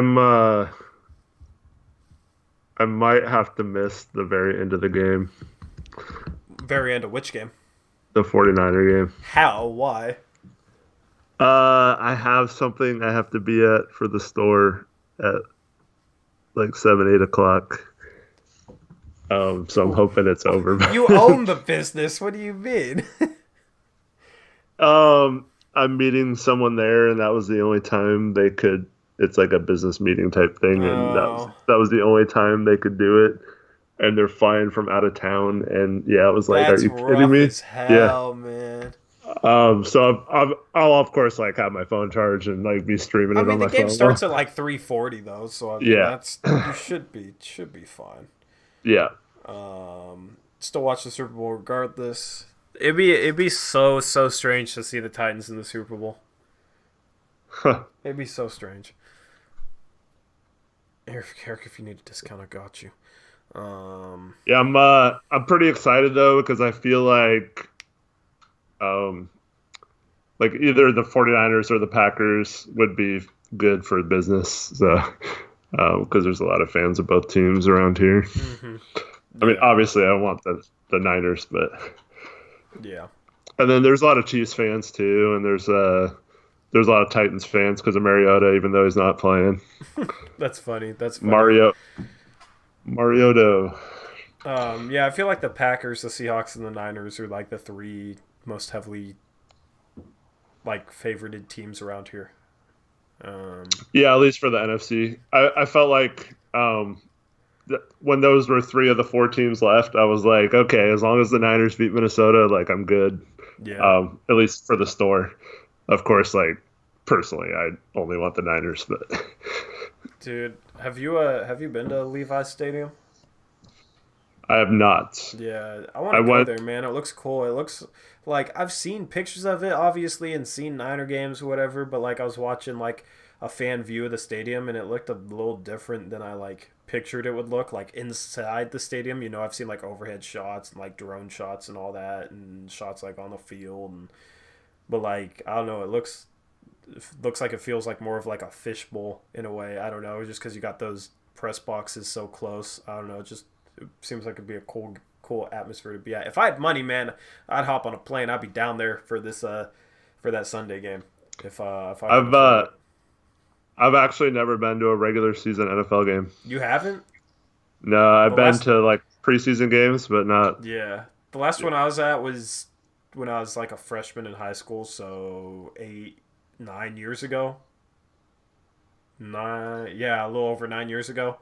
Hmm. Seahawks fans were assholes saying things to me that they should have been saying to a 14-year-old kid, but Yeah. But so I used to like the Seahawks were like my second favorite team, whatever. Hmm. As a kid, just like, okay, if the Niners lose, I'm rooting for the Seahawks because I'm from Washington. And then I went to Can't do that that now. Seahawks. I went to that Seahawks. Well, yeah, I mean, like as I got older, obviously they're rivals, and I don't know, I was just a kid, whatever. But then I went to a Seahawks 49ers game when I was a freshman in high school, and some of the stuff that was said to me, man, I don't even remember anything specific, but it was like cruel. It was cruel. Like I was getting cursed at, called like just awful names as a kid in high school in Yeah. front of my own mom, man. Like it was ridiculous. So since then, I just can't stand the Seahawks since then. Yeah, I wish I could go to this NFC Championship though, man. But Yeah, I did go to Candlestick Park for a baseball game when I was younger. when did they stop playing baseball there? Um, I don't know when, well, it's not called Pac Bell anymore, but it must have been, it was when Bonds was there, so it must have been like mid 90s or something. Hmm. Yeah, because you can tell. It's just funny looking at it. You can definitely tell it was a baseball stadium. Yeah. They translated it to football a little better than I feel like the Raiders stadium ever did. But I think it's dumb the Raiders are going to Vegas, man. Unbiased Cowboy fan, obviously a Dallas fan, says, how do y'all get screwed by the refs? And Luca was getting fouled all night. Yeah, the refs were on y'all's side. What? I Repeat think that? I was confused by it. I think he's saying that Luca was getting fouled all night, but we're trying to say that the refs were bad, and Is that somebody in chat? yeah, he's trying to say that Sorry, Luca chat. didn't get any calls, and that the reffing was favoring the Blazers, not Bro, that is the the silliest thing I've ever heard, man. That is the silliest thing I've ever heard. Unbiased Cowboy fan, bro. If you're a Cowboy fan, you shouldn't be coming here talking trash when we're talking about football, because we're talking about football right now. Come on, man. Luka didn't get any calls. The refs helped us. Are you kidding me? Are you kidding me? God, it's straight up to that challenge that Terry Stotts had to challenge. There's multiple times Terry Stotts could have challenged and won. And 3 minutes left. Okay, finally challenges. He won that one too, because the refs were calling the most ridiculous, like, ticky-tack stuff for the Mavericks. And then Dame was getting literally hammered every time he drove. And they weren't giving the Blazers any calls. I mean, there's the rebound Bazemore got where he literally got trucked. He got ran over. And they didn't call that either. Like, there's multiple plays, man. Multiple plays.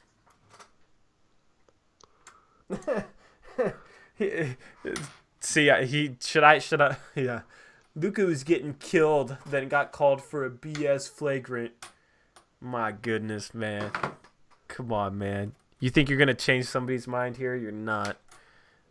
I will say that, I mean, I think the flagrant foul situation is weak. I was surprised they didn't call Okay, I agree with Whiteside for that BS No, one. I mean Whiteside, that wasn't a flagrant, But but Lucas wasn't a flagrant. That's the one call. All yeah, right. It doesn't outweigh the 15 other calls. Whiteside missed both free throws anyway, so you got away with it. Who cares? I gotta respond to this guy on Twitter, man. This guy who follows me, I think he's a Blazer fan. But so I tweeted out that Batum for Whiteside would actually help our flexibility over the next year and a half. Like, not saying trade Batum for Whiteside, but so many people thought, why the hell would we trade Batum for Whiteside? Batum sucks, Tori. Yeah, I was literally saying, like, just as two examples. You know what I mean? Just saying, like, if we trade Whiteside's contract for Batum's contract would actually help us make a move in the next year and a half where, like, Whiteside wouldn't. You know what I mean? Like, it would actually help our flexibility over the next year and a half. It could have been Whiteside for Otto Porter Jr. It could have been, anything like that. Like a 1-year contract for a 2-year contract helps our flexibility over the next year and a half, which goes against conventional thinking. And then I had multiple tweets below that talking about how basically trying to explain that more. And I've had so many people respond to this that can't read or can't comprehend what they're trying to read. So I'm gonna respond to one of these guys right now, because I hate when people just don't read. You know what I mean? Like, just read. Like, God, dude. Because this guy, let me read it. This bow for me out guy said, flexibility at the cost of making the team even worse. Great plan. And I told him learn how to read, because I said I'm not suggesting this trade. I wasn't suggesting that trade. It was literally just, hypothetical based off like different types of contracts in terms of like our flexibility going forward. He said, I read it again and somehow it's even stupider the second time. And I was like, how? It's a contractual comparison in terms of our flexibility, not a trade suggestion. I used players as examples, but you could substitute Bazemore for Whiteside, Porter for Batum, and whatever combination of players you want. And he's like, would you reread the first 6 words, including names, of your tweet back to me? And it's like, oh my God, dude. It's so stupid. I don't even know what to respond. I'm just gonna respond to facepalm emoji and call it that. I hate interactions like, just read. You tweet stupid when you don't understand it, bro. I don't know what this means, but my mom just texted me that Fire and Response had to go to the locker room to help Gary Trent when he went back there. Fire and Rescue. Oh, what? I don't know what was going on, but hopefully he's okay. Yeah. Received IV treatment, says Zacho. He probably got sick or something. I don't know. I'm looking on Twitter. Trent. Let me search Trent right now. That's kind of scary. Where did your mom see that? I don't know.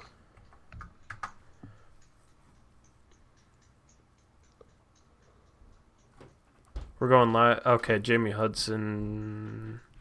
Okay, she said, just talked to Gary Trent Jr. He has been dealing with this cold-like illness for the past couple days. He received an IV after the game. He sounded very congested and was very low on energy. It's okay. That doesn't sound that serious. Yeah. Oh God, I searched Gary Trent Jr. and was in like the top, and then I see this trade suggestion saying, just from this random account saying, New York Knicks receive CJ McCollum, Carmelo, and Gary Trent Jr. Portland Trailblazers receive Marcus Morris, Frank Ntilikina, and Damian Dotson. Who says no? Where is that? Just this random Just account. Because I searched Gary Trent Jr. and I was going through like tweets that include Gary Trent Jr. Wait, that doesn't even work financially, right? No. No, it's not even close. Like, literally everything is wrong with that trade suggestion.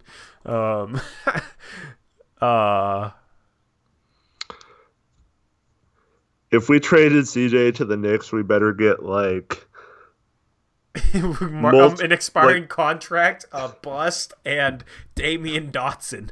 Awesome. We better get like at least 3 unprotected firsts and like the 2 Mavs picks too or something. Mm-hmm. Can we even trade? We can't even trade Carmelo, can we? So it looked like because of when he signed, he's eligible to be traded to like the day before the trade deadline or something. Mm-hmm. Possibly. I'll look it up again real quick. Plumlee from Denver. What do you mean, Shin? What's up, Zion Vodders? I feel like we haven't seen Zion in a while, but I could just have bad memory. What's up, man? He's a... Yes, Frank is a bust.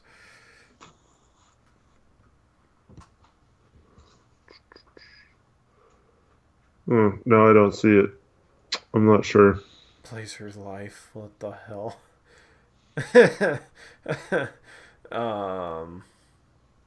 Zion is a bust.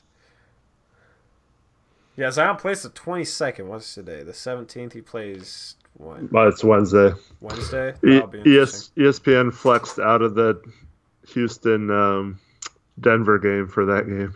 It's Pelicans and who? I forgot who they're playing. I'll look it up real quick. That'll be interesting. Interesting to see.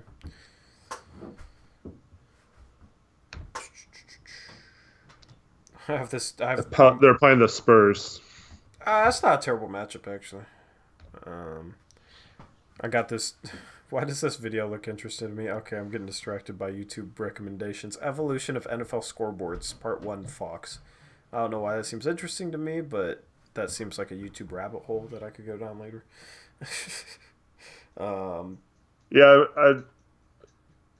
Did I tweet the facepalm emoji all by itself, not in response to anything? I meant to tweet it in response to... Yeah. Dang, what the hell? Why did it be like that? I hope Zion stays healthy from now on. I want to see what he can do. Even though neither of us were that high on him in the draft, as most people are. I want him to be healthy enough to, I want him to be healthy, but I'm tired of having all these good players in the Western Conference, man. Now I got Luka in Porzingis. Like, God, dude, it's so unbalanced. Like, they need to create like a north and a south instead of an east and a west at this point. Like, I mean, obviously that doesn't make sense for travel reasons, but like that would be interesting to see, actually. Well, I wonder what like how they would split that up. Like if there was a north and a south conference instead of an east and a west, you know? Yeah, it wouldn't work. Why not? I mean, obviously that's more travel, but that's the only reason why I wouldn't. That's why. Yeah, well, that's the only reason why I wouldn't. I already said that though. So let me see here. So Blazer Life, what is that in response to? He's saying, can we just ask Jerome, Clyde, and Porter to come back? Because some people ask the most ridiculous things, clueless. So let me be the best of the worst. I don't know who he's talking to. Are you talking to us or someone in chat? I don't know. I don't know what he means by that. I don't understand. Let's see here. Eraser asked why they keep frosting out Melo when he gets hot. I tweeted about this several times. Melo was unguardable in the first half, and then we went on this huge 4 or 5 minute stretch where we didn't score and Melo didn't touch the ball one time. Yeah, that was kind of ridiculous. It's like... And then the second half, he was settling for the mid-range and not taking it strong like he was in the first half. And then, Nasir Little played a couple minutes in the second half, but where was he in the first half? Why don't you throw a guy like him on Luka and see if he can for real. guard it For real. Especially when Bazemore got in foul trouble. He had 4 in the first half, and we still didn't see anything different. I don't know, just... All right, so if we let's get creative here for a second. So I'm gonna try and figure out how to separate teams into north and south, right? So if you had, let's say, north, right? Portland would have to be there. Let's get geographical here. All right, let's just make this black. You'd have Portland. You'd have Minnesota. Jeez, that's too big.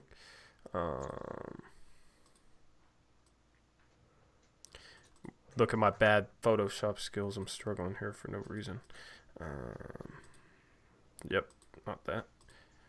Not that either.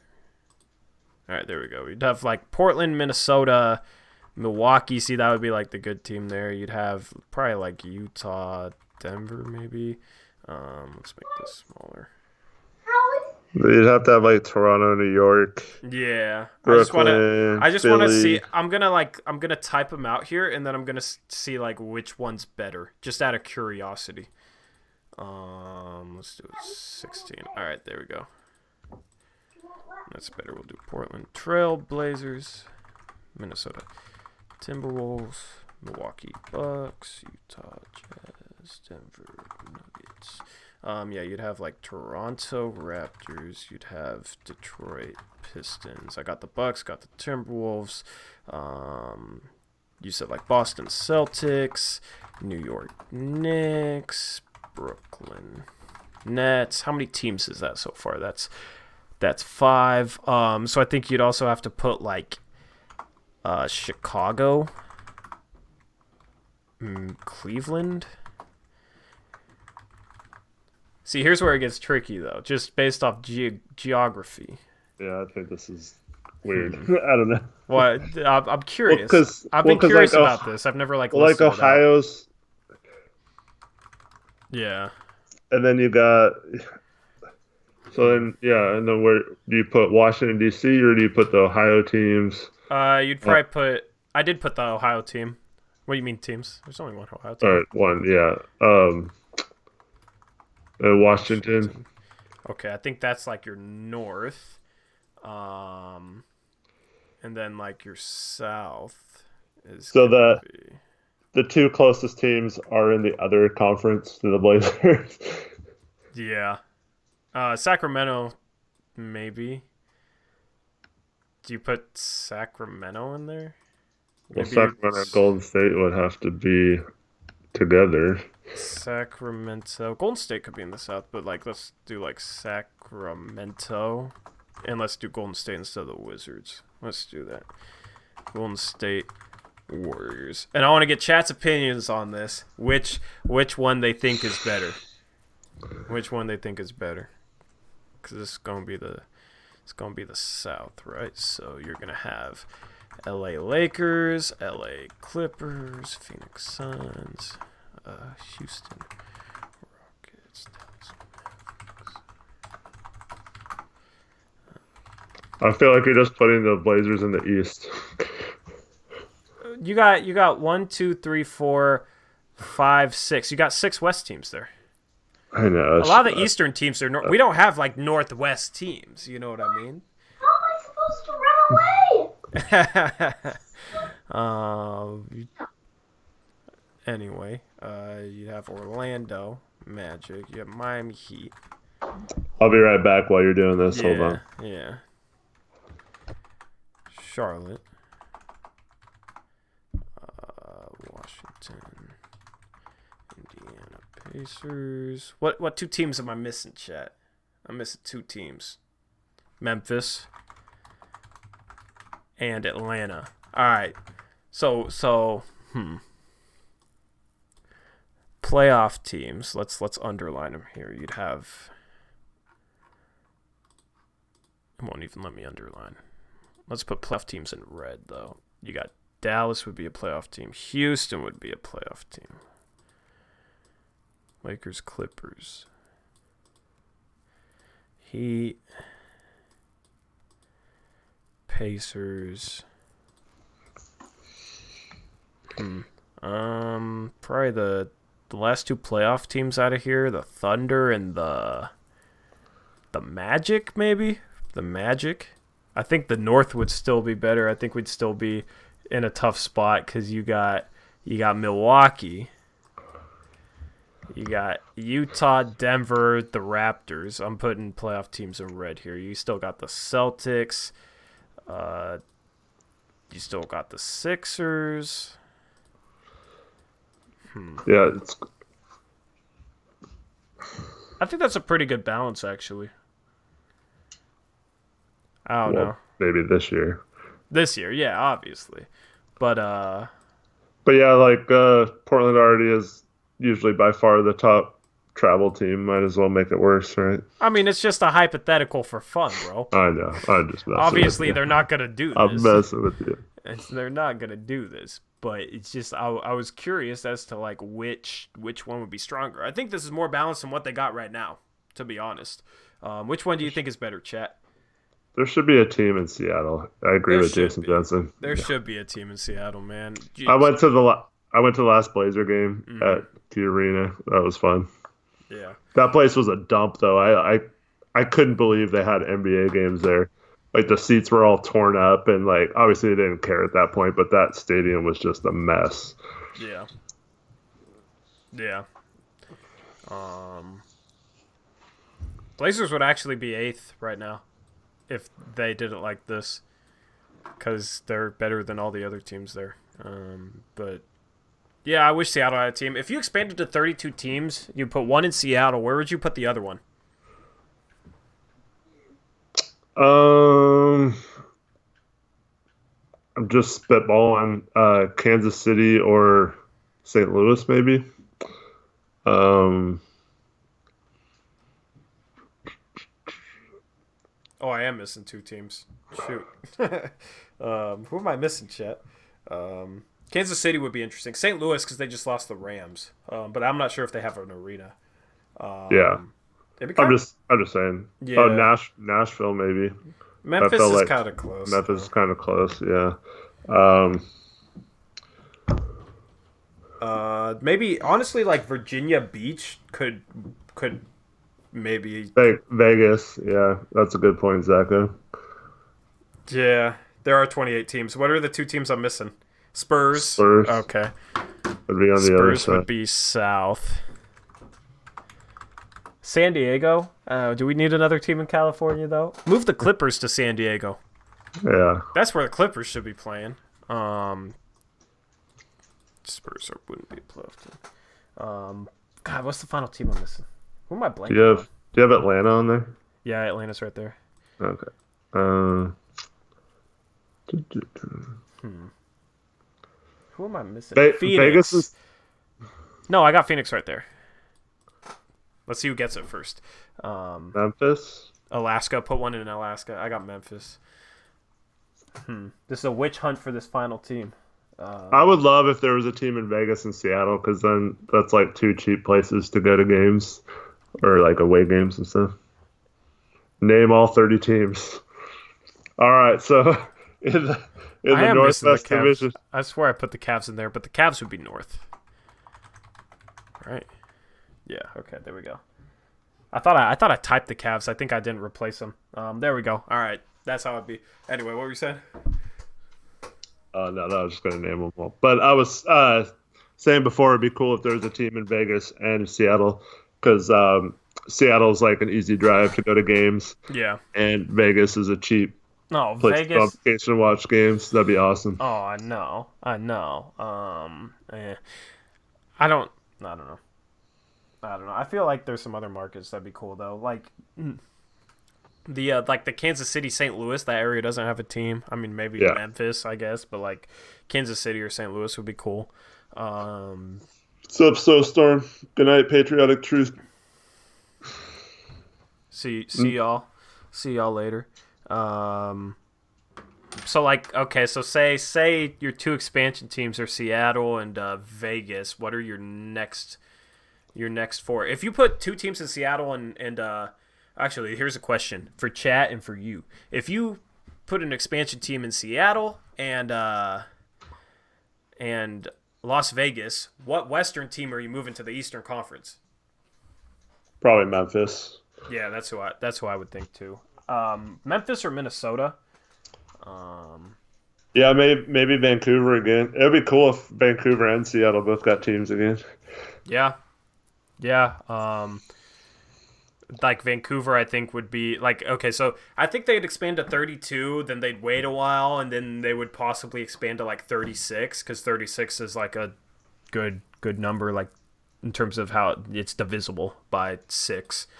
So you'd have 6 divisions, 6 teams, 36 teams total. That'd be kind of interesting. Or you could just do 4 and 8 with 32. Yeah. Yeah. I feel like 6 teams makes a little bit more sense, though, because basically what it is, you just add a team to each division. So if you added Seattle and Las Vegas, what would be the next 4 destinations?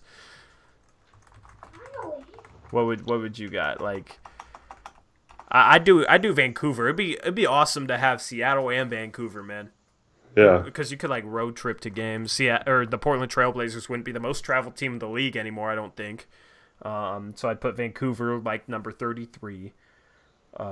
St. Louis number 34. Next 2 destinations, Buffalo. Jason Justin says Buffalo.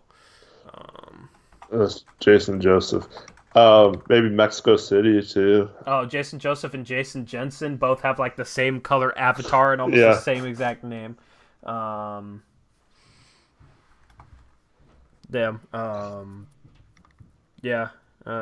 Maybe even another. Oh no, you got Vancouver. I was gonna say another Canada city. I love thinking about that hypotheticals like this. Hypotheticals stress Eric out. I don't know why, but he's like, that's not realistic. It's not realistic. It's hypothetical.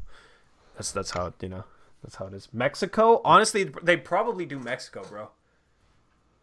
Yeah, that's what I said. They probably okay. I skipped that out. Maybe Austin. I don't know. You sound like you want to Yeah. talk about something else.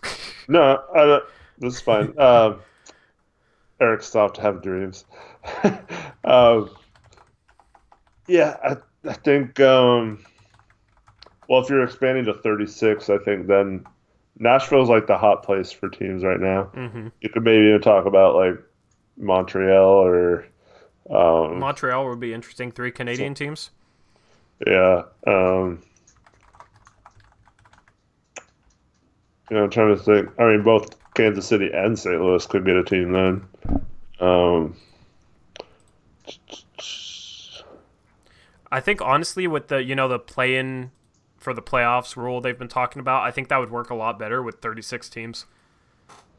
The play-in, like they were talking about for the 7th through 10th seeds. Nashville's small, but it's blowing up. It's like the sports are doing great there. Doesn't Tennessee Titans play Nashville? Yeah, and they're talking about them being one of the front runners for a baseball team if they expand to 2 teams. I hate hearing other front runners for baseball teams. Well, Portland needs a damn football or baseball team. There would be one West or Pacific time zone team and one Eastern time zone team, so they would be the other team. It wouldn't affect us. Yeah. Whether we got a team or not, but yeah.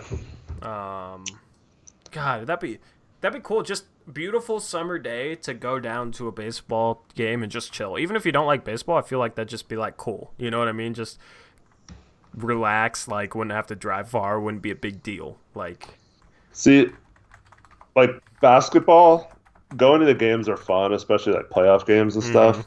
But like not like tonight. It's almost like I'd rather just sit at home and watch the game. Yeah, I feel that. Like sometimes it's like a pain, but like baseball is by far my favorite sport to go to.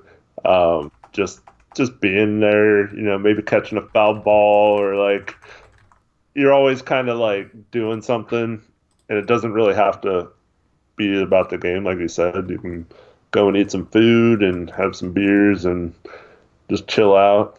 Yeah. Yeah, I mean that's what I mean, especially in a place like Portland, which is just beautiful during the summer, like nice temperature out in the sun, put a stadium on the river. That'd be cool, man. I hope it happens in the next 10 years. I hope it happens because Portland deserves a baseball team. You see how they support the basketball team. I think they deserve a baseball team. But, who knows? Who knows what would happen there. Would you rather see them have a football team or a baseball team, chat? That's not realistic. Hypotheticals. We're talking hypotheticals tonight. What about you, Eric? Baseball team, football team? Man, that's tough. I pick baseball because there's 81 games versus 8 for football. And like we talked about before, I feel like my allegiances to my baseball team aren't as strong as my football team, so I don't know if I could just ditch the 49ers for a Portland team. Yeah. Versus, I think I'd be fine doing that in baseball. I think I feel the same way. I don't want to be a Mariners fan, man. I'm a Mariners fan. The one Seattle team I'm a fan of is the Mariners. Which sucks, dude. I heard a funny joke. You want to hear it? What's that? I guarantee you the Mariners have never cheated to win a World Series. Yeah, they never cheated because they haven't accomplished anything.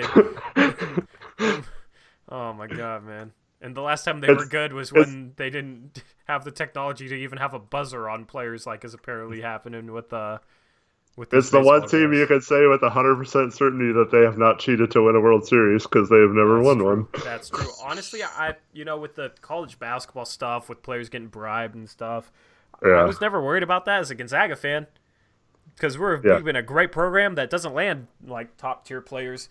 But now lately we've been doing better though. Yeah. So they started paying people. No, I think people might have stopped getting paid. And that evened out the playing field there. That's why when it was going on, I'm like, this could be really good for Gonzaga. You have all these programs that end up getting harsh punishment, and then they can't get recruits because of it. Gonzaga would be just almost standing alone there if it happened to a bunch of top programs. Like, I love how pretty much all the top programs got busted cheating, and that no one cares. I know. In NCAA, yeah. It's like nobody even talks about it anymore. Like, what? Is it over now? Like, these programs aren't going to get punished or anything? Like, and Odell Beckham's out there handing LSU players money. I thought that was funny. That was kind of like fake money. Yeah. That was definitely not fake money. No, it wasn't. I was just sticking it to the NCAA. That was funny. That was funny. Question for you guys, though. Do you think Gonzaga's like a blue blood now? Would you say Gonzaga's like a blue blood? Because that's something that like Gonzaga fans have been discussing. Like, I don't know. I don't know if you can be a blue blood if you've never won. I mean, like, I should have said if they win a championship. Yeah, if they win, I think they are. Yeah, because they've been so consistently at the top. Like, God, give me a Niners championship. Give me a Gonzaga championship this year. That'd be phenomenal, man. Or at least one of them. At least I'm gonna be disappointed if I don't have one of them. And as Jason Joseph says, and Obi Toppin in the draft for the Blazers. Obi Toppin in the draft somehow. Yep, Obi Toppin number 1. With Otto Porter already on the team. Yep. Dude, yeah, I need to watch more of him. I need to figure out when Dayton games are and like tune in just to watch Obi. Gonzaga's a powerhouse. Yeah, they've been good, man. They're like, dude, college basketball's crazy this year, man.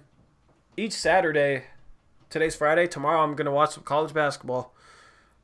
Cause, dude, there's so many upsets. March Madness is gonna be crazy. We're gonna do a bracket poll. We'll do like a free one, giveaway one, but then we'll also do like a money one since like sports betting is legal now. So we can do a money one now, and I can like invite you guys openly to a money pool. At least I think it's whatever I'm going to anyway. Screw it.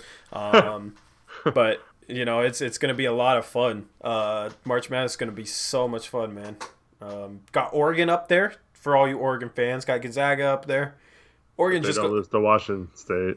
Oregon lost to Washington State. I don't know how, but yeah, that was kind of sad. How do you lose to Washington State, man?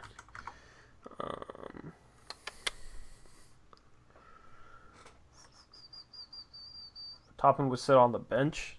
I think Toppin would play. He could play the 3 or the 4. I think he meant Stotts wouldn't play him. Oh yeah. I mean, well, you know how Terry is. He could be. We could land the number 1 pick and get Zion, and he wouldn't play somehow. He'd get back from an injury. He did play Dame. That's true, but also that team was horrible. I mean, that team didn't have. He played Dame over Nolan Smith. Like, he didn't really. Props to Stotts for playing Dame and giving Dame a chance to start his career. It's like he's playing over Nolan Smith, man. God, that's disgusting. That's so bad. It plays Mario over Zion. That'd be funny. You get ESPN flexing the Blazers game because Zion's about to make his debut finally off of injury, and then Zion doesn't play. He plays like 3 it's just minutes, a DNP coach's decision, gets in the last like minute, and ESPN's just pissed off his thoughts. Like, we flexed the game over, and you didn't play him. That'd be funny as hell for like the Pelicans to just troll ESPN like that. That'd be funny as hell. If I was a coach, I would possibly think about doing that. I'd tell Zion, like, yeah, we're saying you're coming back the 22nd. You're actually coming back the next game. We're just going to troll ESPN for the hell of it. What do you think about it? You want to do it? Let's do it. They'd be so mad. Oh, I know. All right, Austin Wack, I give in. How do you keep the 49ers out of your front yard?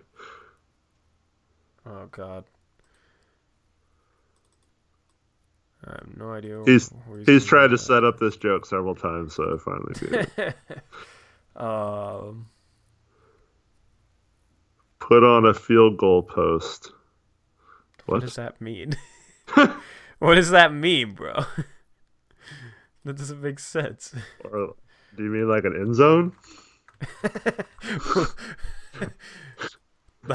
What?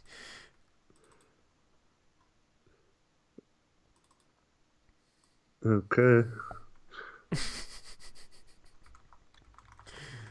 Oh my god. Riff. Was that like the setup or was that the punchline? I I'm think that was the confused. punchline. Whose joke was that? Austin Whack. Austin, that was a whack joke, bro. I don't get it. I think he means like if you put up the goalpost, like then it's like the end zone and they won't go in there because they can't score. But you Does it should make just sense? you should just had to paint an end zone or something in front of it, or like someone said, Jason Jensen said, put a goal line in front of it. That makes more sense. Yeah, exactly.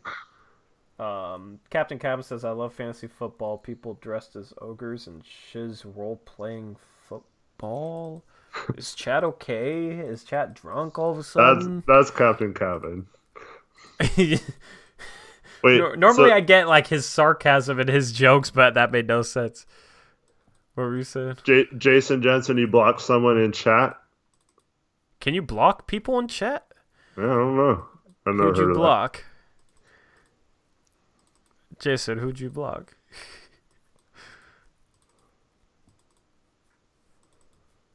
The end of football. Can't start. Okay, we got stats. that. Whoever was telling the joke. Do you wanna Okay. read Jason Joseph's and respond to that? No, I'm good. What? You're turning down an opportunity to call out Yeah, stats? I mean, he's not going to get fired. Like people calling for him to get fired, he's not going to. And now he has Yeah. even more excuse because he lost CJ. I mean, I don't think CJ's gonna be out that long. No, I know. I'm just saying, It's a like, turned ankle. Like people were like, "Oh no!" People were like ready to jump off the damn Titanic or something. Or thought that they were on the Titanic. I don't know. I don't know where that simile's going, but people were like screaming doom. You know what I mean? What is the saying for that? I don't know. People were catastrophizing that a little bit too much. If that's the right word for it, I don't know. It's 11:18. I'm losing my words right here.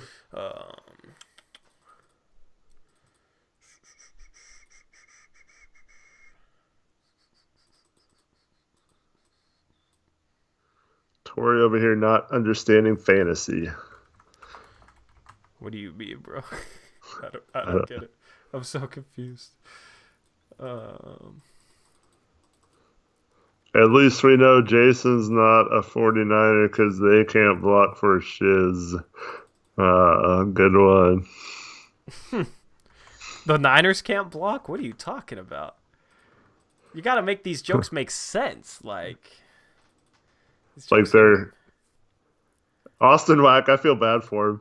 He was blocked by you forever and couldn't talk, and then well, that wasn't my fault. He made an Eric Brandt burner account. Yeah, that's true. That was his fault. But now he's got people in chat blocking him. Oh, that's weird.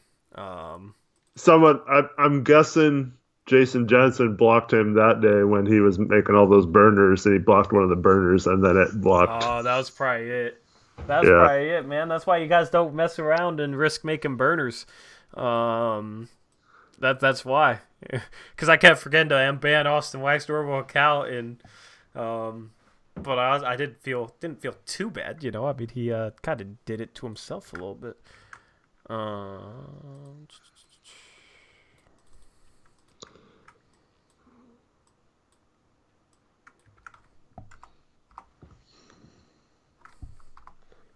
Make burners, don't change your main account, lol.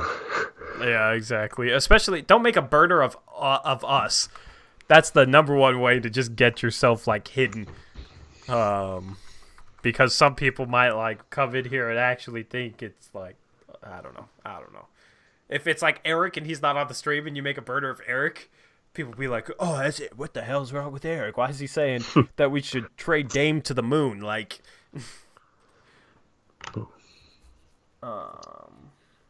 Speaking of that, I'm getting sick of like Dame trade suggestions on Twitter too. they're so stupid, bro. The one with the Facebook, somebody tweeted at me and then saw from Twitter. It's so stupid.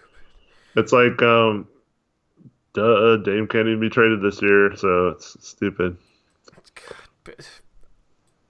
I don't know, man. I see there's so many bad trades this year. I don't know if it's just this year. I don't know if I forgot how bad it was in years past, but there's so many trades this year where I'm just like, oh my god, dude, what the hell? Like, I mean, even for other teams, you got Stephen A. Smith on TV saying, the Lakers should really think about trading Kyle Kuzma for Devin Booker. The hell? Why would Phoenix? Yeah. Did you hear about that? Yeah. That was so stupid. I also think it's funny that he's like, oh, Giannis should join the Warriors when he was like one of the people leading the Durant's week for joining them. You know? Oh, I know, dude. It's just so stupid, man. These guys are not consistent. Eddie Simba loves your Stephen A. impression. My Stephen A. impression? I don't even remember the voice I did. I don't even remember the voice I did. It just kind of came out naturally. Daniel's asking if I watched the Western Conference Finals 2000 collapse. Sure did, man. Sure did. Yeah, I was 20 then. Yeah. Why are you bringing up sore subjects? They're bringing up sore subjects, man. Yeah.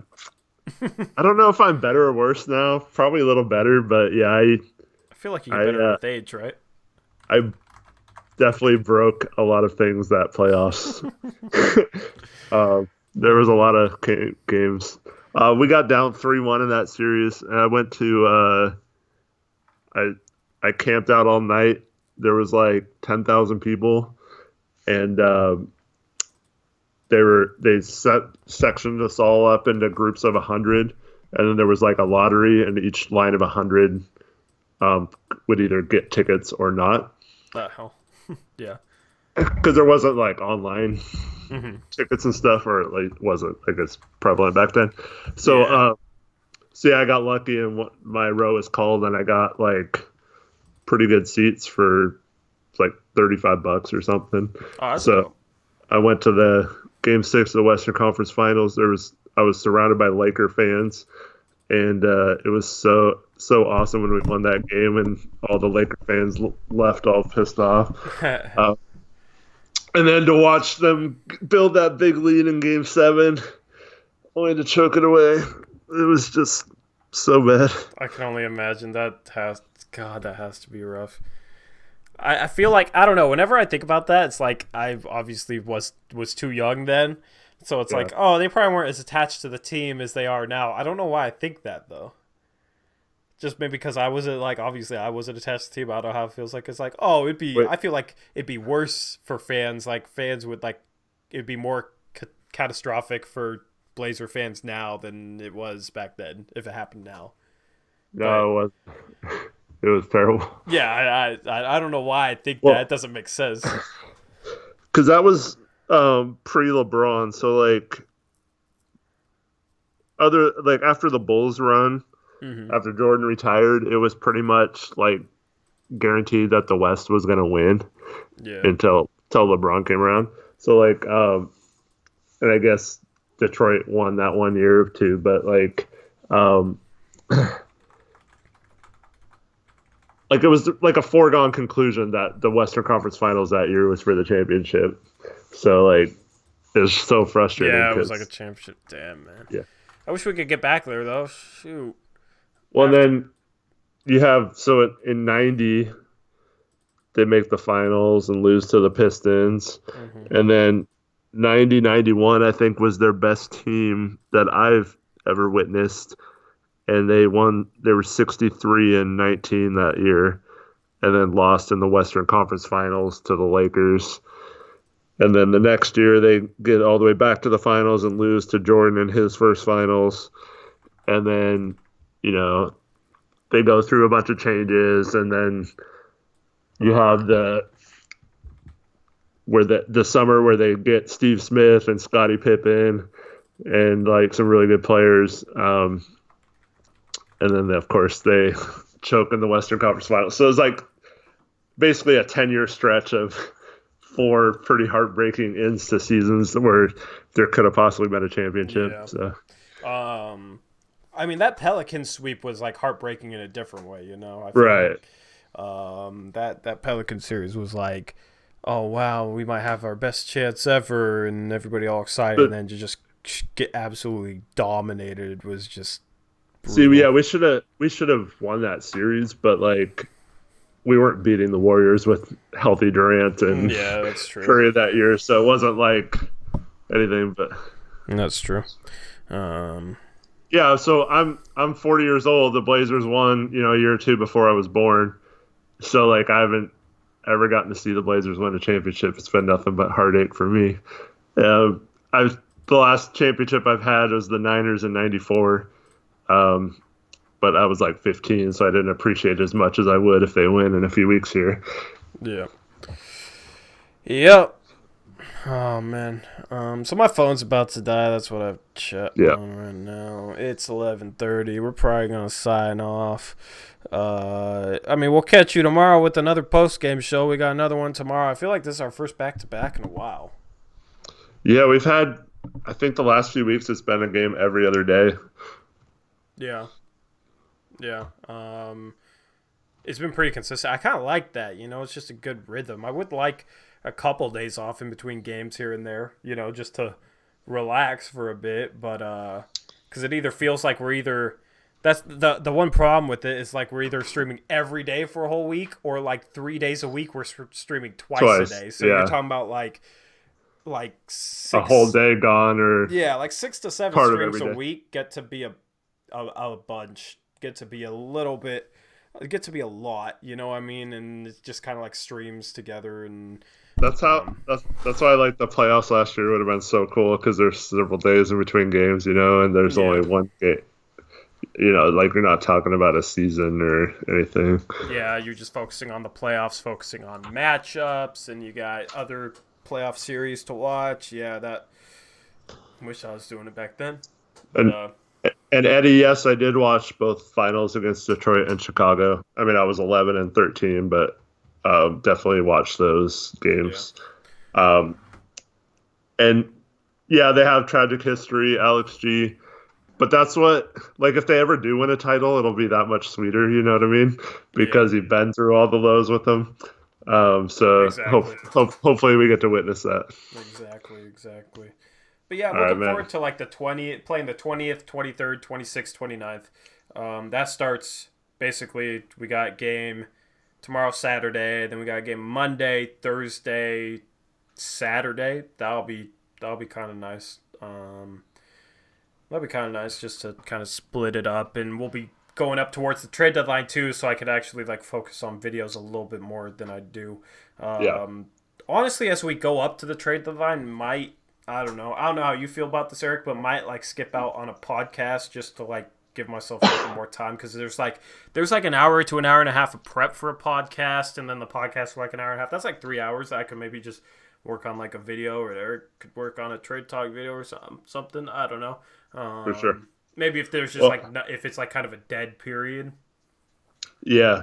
Well, yeah, it's just going to kind of depend on what the trade activity, because some years, the week leading up, there's several trades that weekend before or whatever, and then the actual trade deadline isn't as busy. Yeah. But yeah, so we'll just have to play it by ear. Yep. Good luck with your finals, Hamza. And yeah, we'll catch you later. We'll keep you updated with everything we're doing. I'll be tweeting out on that Blazers Uprise Twitter page, so make sure to go follow it at Blazers Uprise. I'm at Tori Jones YT. Eric's at Hoopsjock. So with that being said, we'll catch you guys later. We'll catch you guys tomorrow with another post-game show. Hopefully that one is more positive than this one was. And with that, that's a wrap. We'll catch you guys later. Peace out. Go Blazers.